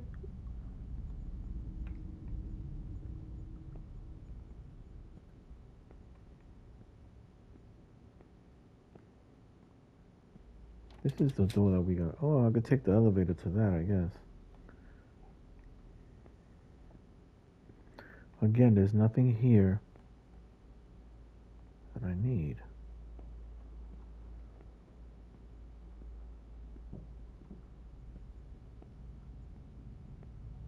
That door fell off its hinge, but...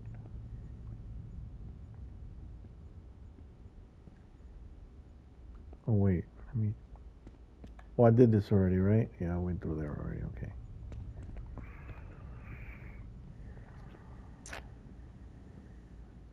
There's nothing up there.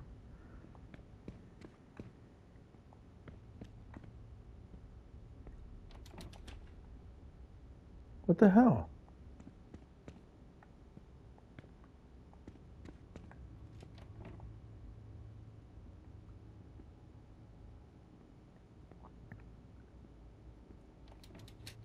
Impossible. Locked as well.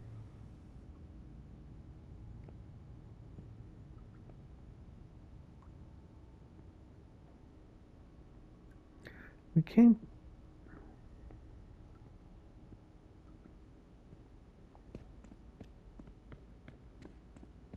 Right? Like everything that we need to get into, we did, right? Oh.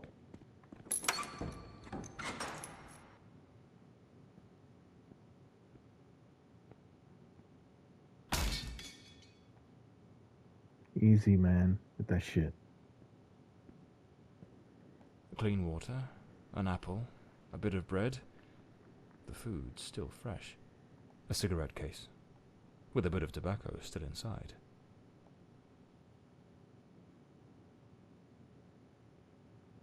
Matthew.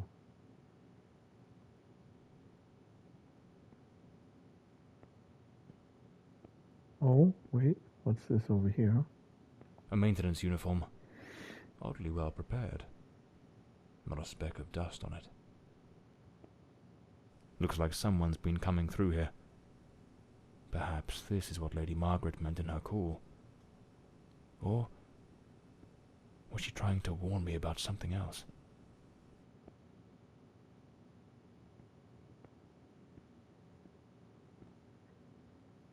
I don't know, man.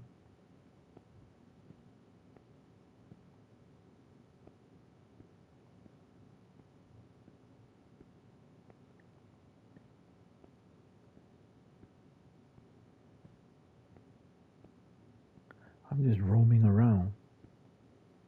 Because I don't know what the hell I'm looking for. Hey! I thought we needed that. Oh, that's what the code is for. And I didn't write it down. I don't think I wrote... What was it? 2-4? I didn't write that code down.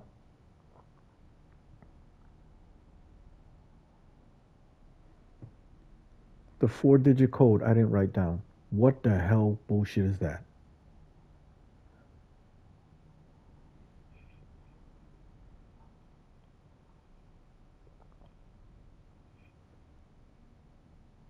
Or 1365. There's a code on my iPad, 1365. Don't know what the hell it's for, but it's from the last playthrough. Well, the original playthrough that I did to see if there was any good.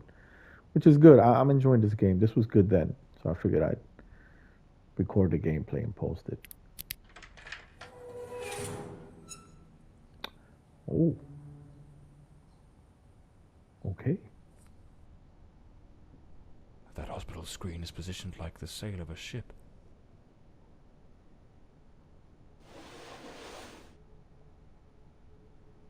Another key to what?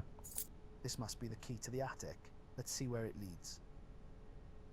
A ship's old helm, tied to the bed, as if it were the quarterdeck of a vessel.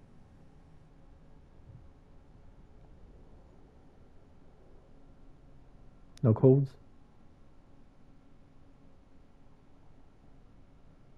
Okay. The attic.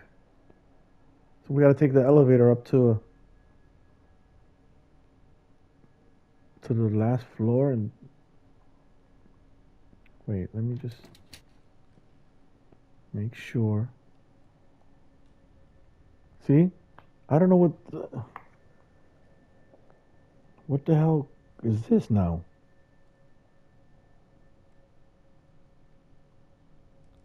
All it says on my iPad is 39124. Next door. So I wrote it down, I guess, assuming it's this one. 39124.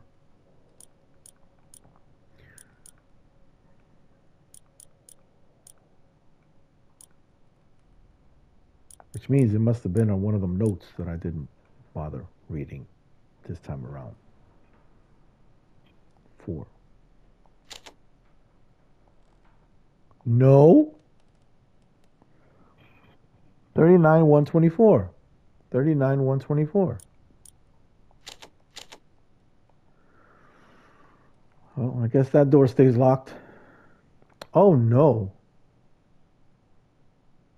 Oh no. No. We are not going through all of that. Let's get our asses up to the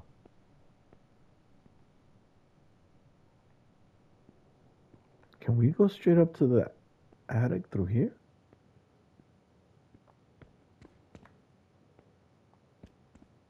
No way. Really?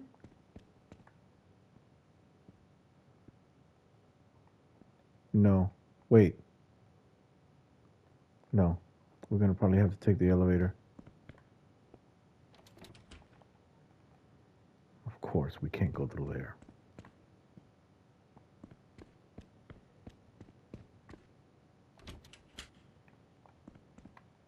So then where the hell is the elevator? Oh.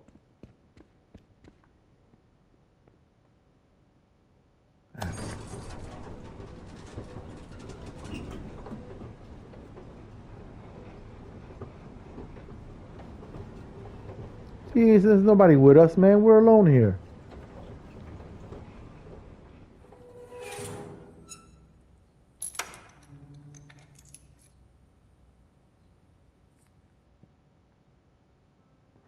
Let me stop talking shit before there's somebody up here with us.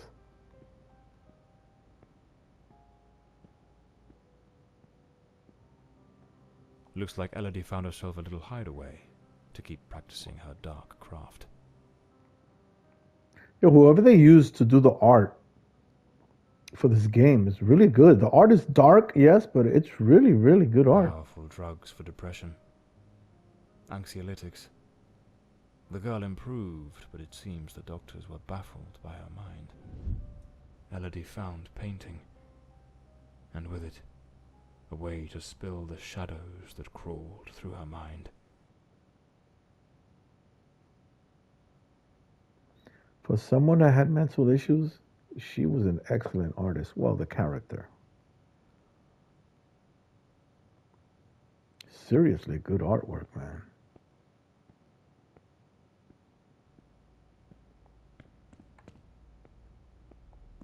What is this over here? An alarm clock. Most likely they used it to slip back to the second floor before anyone noticed they were gone. Oh. Every detail planned to perfection by Elodie. Their secret hideaway. Like two reckless teenagers, they started a romance, hidden from the prying eyes of doctors and nurses. For a while, they managed to keep their affair in the shadows, far from the eyes of doctors and nurses.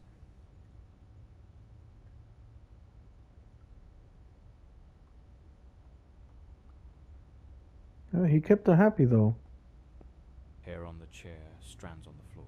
This is where the transformation took place. 1365. See, that's where I'm getting codes. Look at the code there, 1365. 1365. I knew these codes. I was getting them from somewhere when I first played the game.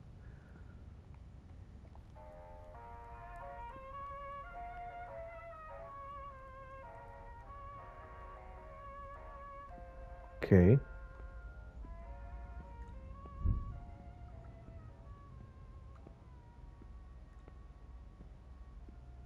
See, I just want to make sure that we're not missing anything before.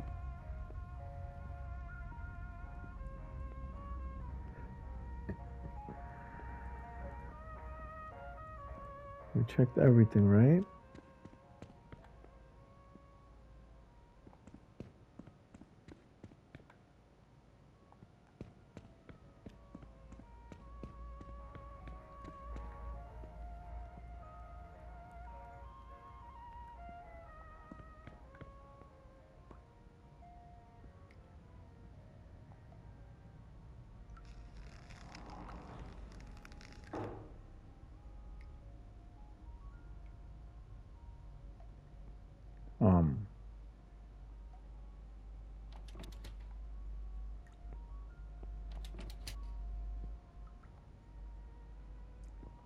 Ooh.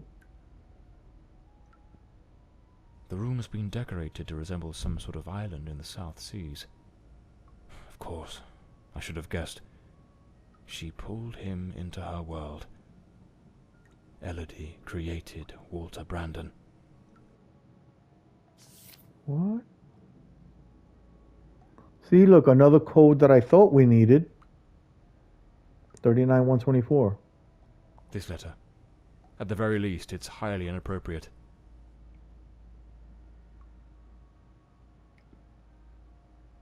A draft letter. Scratched out and full of corrections. She goaded him into leaving the sanatorium. That man was desperately ill. But Elodie's selfishness outweighed what little sense she had. She pushed him too far. If I pieced this together correctly, that Walter was never really Walter at all. There was another personality. Oh. She called it the Shadow. A dominant, dangerous force that surfaced again and again in his life. The threads are beginning to unravel. But I need to see this through. What truly happened to Walter Brandon?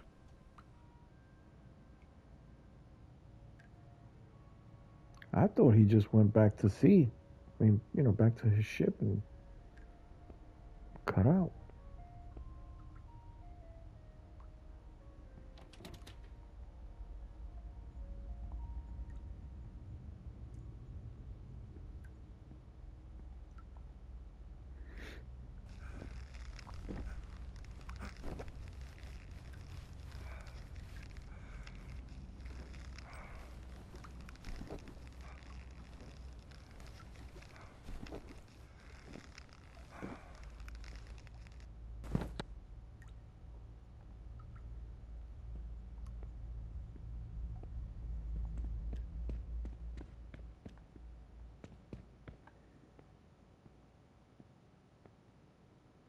What floor are we supposed to go to next?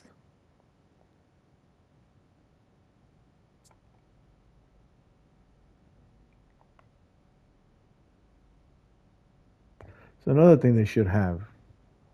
Like, objective and shit. I don't know what floor we're supposed to go to next. Wait a minute. This is the attic, right?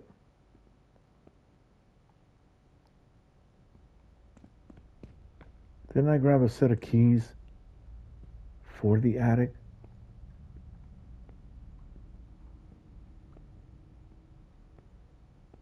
A pair of scissors and a comb.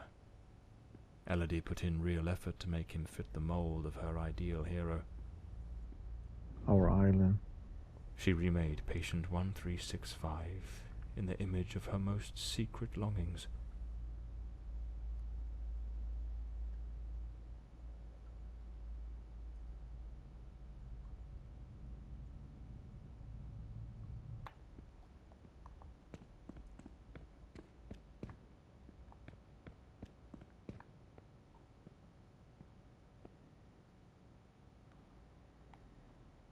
Have we gone to the second floor? I don't think we've gone to the second floor, right?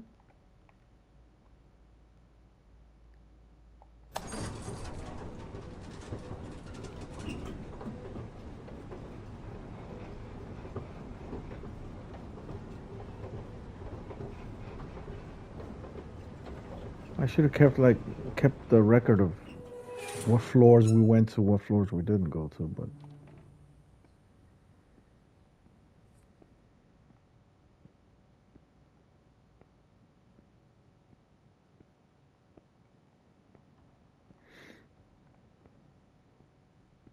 this is a good thing that we have light in this building.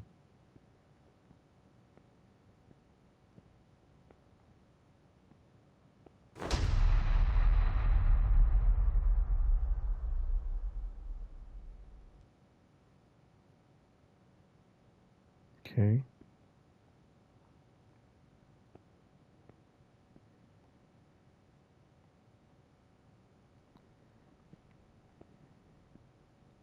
Wait, where did we come from? Oh, the elevator. Oh, can we open this door?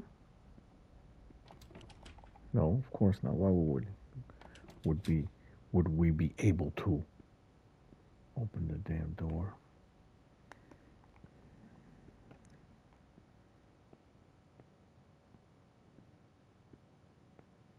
Okay, there's a lamp situated here. Mother? Again, what? Did I even have saved this code?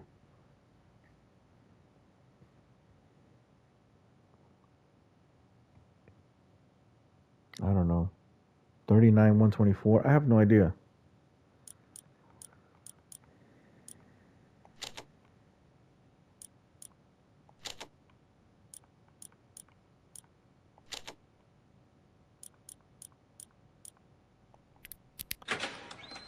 Oh shit. So the code was for this door.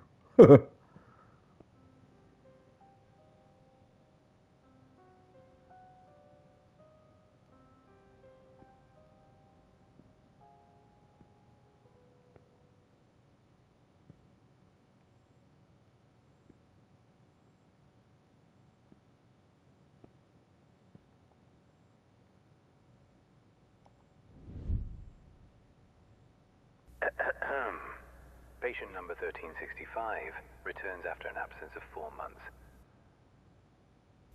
He's in a state of utter disorientation, perspiration pouring off him, and good heavens, there's a severe wound to the skull. His clothes and hands are covered in blood, and it doesn't appear to be his own. He cannot recall his name, nor anything that's happened during these past months. Seems to have found his way back here more by some strange instinct than by memory itself.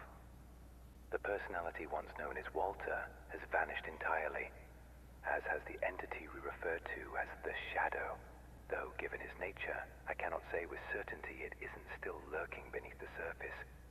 We have treated cases of dissociative identity before, but never one such as this. His appearance, his voice, even his build and weight change quite drastically. Now he looks frail, gaunt, empty, as though there's nothing inside, as though he were but an empty shell, waiting to be occupied. His condition calls for far stricter supervision. This institution is no longer equipped to care for him. I am ordering his immediate transfer to St. Dimphna Hospital. Dr. Former, a specialist in matters such as this, will take him under his care. As I near the end of my tenure as director, I must see this case brought to a decisive close. The blood upon his hands, the emptiness in his eyes, all point to an act of the gravest kind. One his mind appears to have erased entirely. God help us, if the Shadow should ever wake again.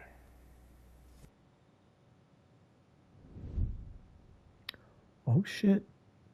So it seems Walter came back to the sanatorium of his own accord, though he was utterly incapable of recalling what he'd done. They moved him to St. Dimphna's Hospital. Could he still be there after 20 years? What became of him? I'll have to follow this lead.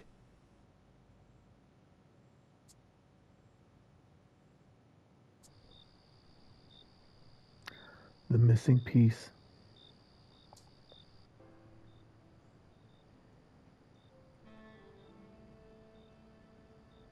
That man returned to the new sanatorium, remembering practically nothing.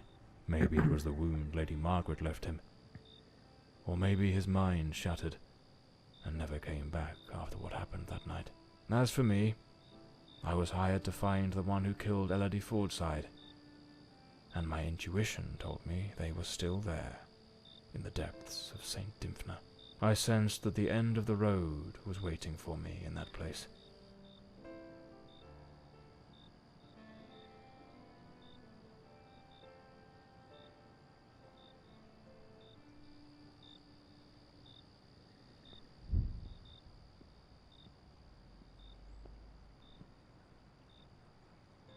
This may be the conclusion, guys.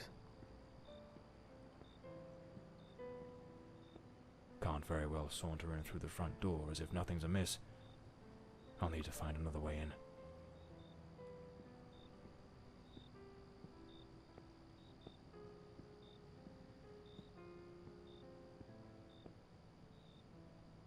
Oh, wait a minute, there's a door right there.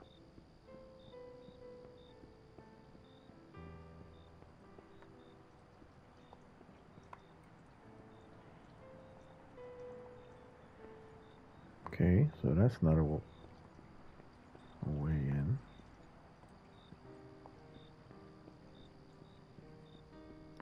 Oh, the window.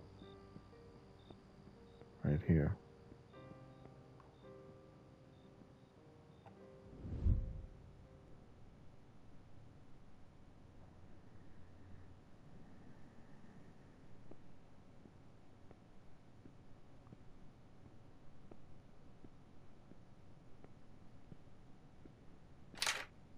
It's locked.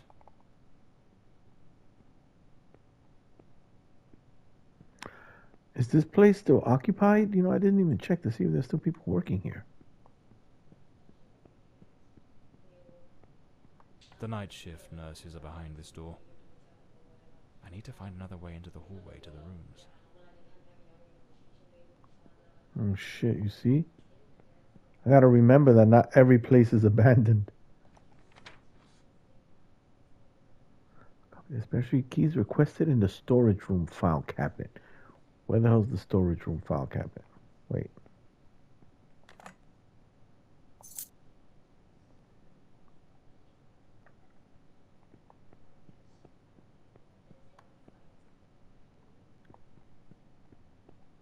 I think that was that door that he said was locked, right?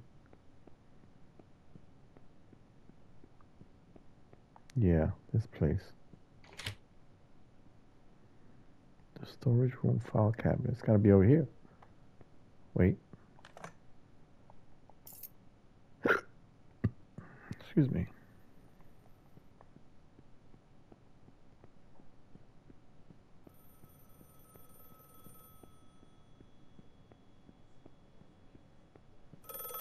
Oh shit, that phone's ringing. I gotta hurry up.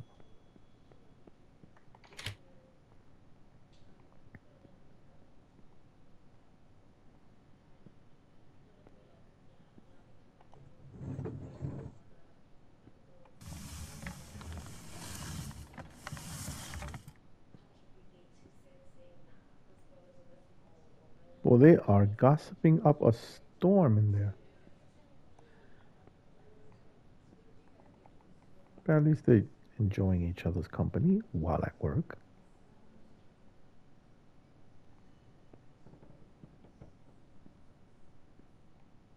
Room 25.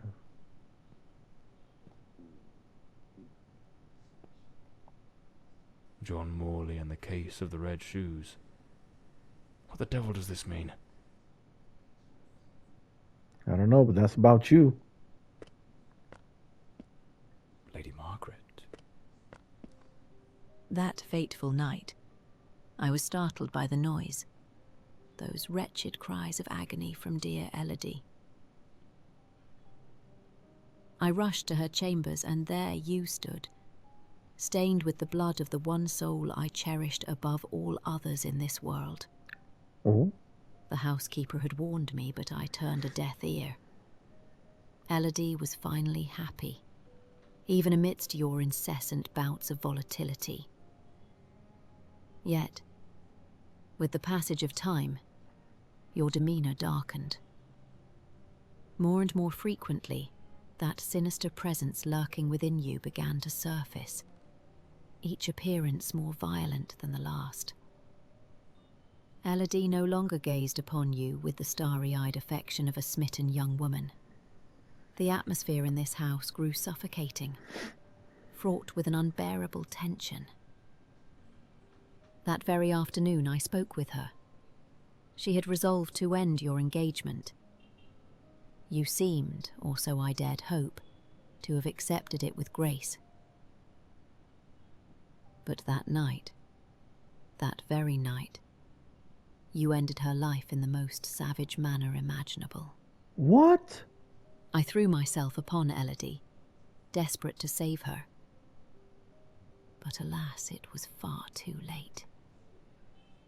Months later, I learned you had returned voluntarily to the sanatorium. I sought answers and immersed myself in understanding the afflictions that plagued you. Dissociative identity disorder, they called it. A condition in which one might host multiple identities, each vying for dominion over the body.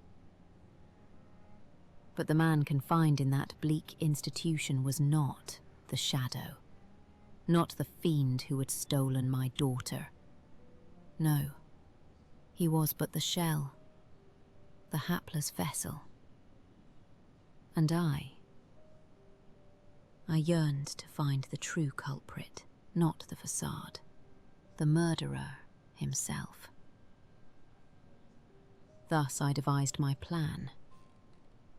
I came to visit you, and just as Elodie had done, I crafted a new role for you. What? A new identity to inhabit.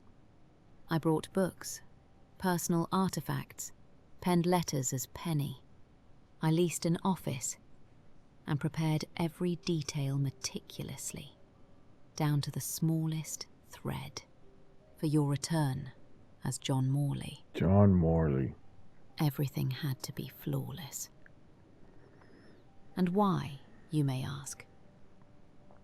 To make you remember, to awaken the shadow, to summon forth the murderer from the abyss of your fractured mind. John Morley is a good man. Walter Brandon was a spirited young sailor, brimming with love for Elodie. But the shadow was a merciless, unrepentant killer. I wanted to destroy the murderer who had stolen my daughter. But I could never bring myself to harm an innocent man. My obsession, my singular purpose, was to awaken the shadow. What? No. It was us. Oh! What? It was us all along. Yeah, I'm telling you, man. Good writing. This was excellent. Great story. The Last Case of John Morley. This was good. This was very, very good. Well done.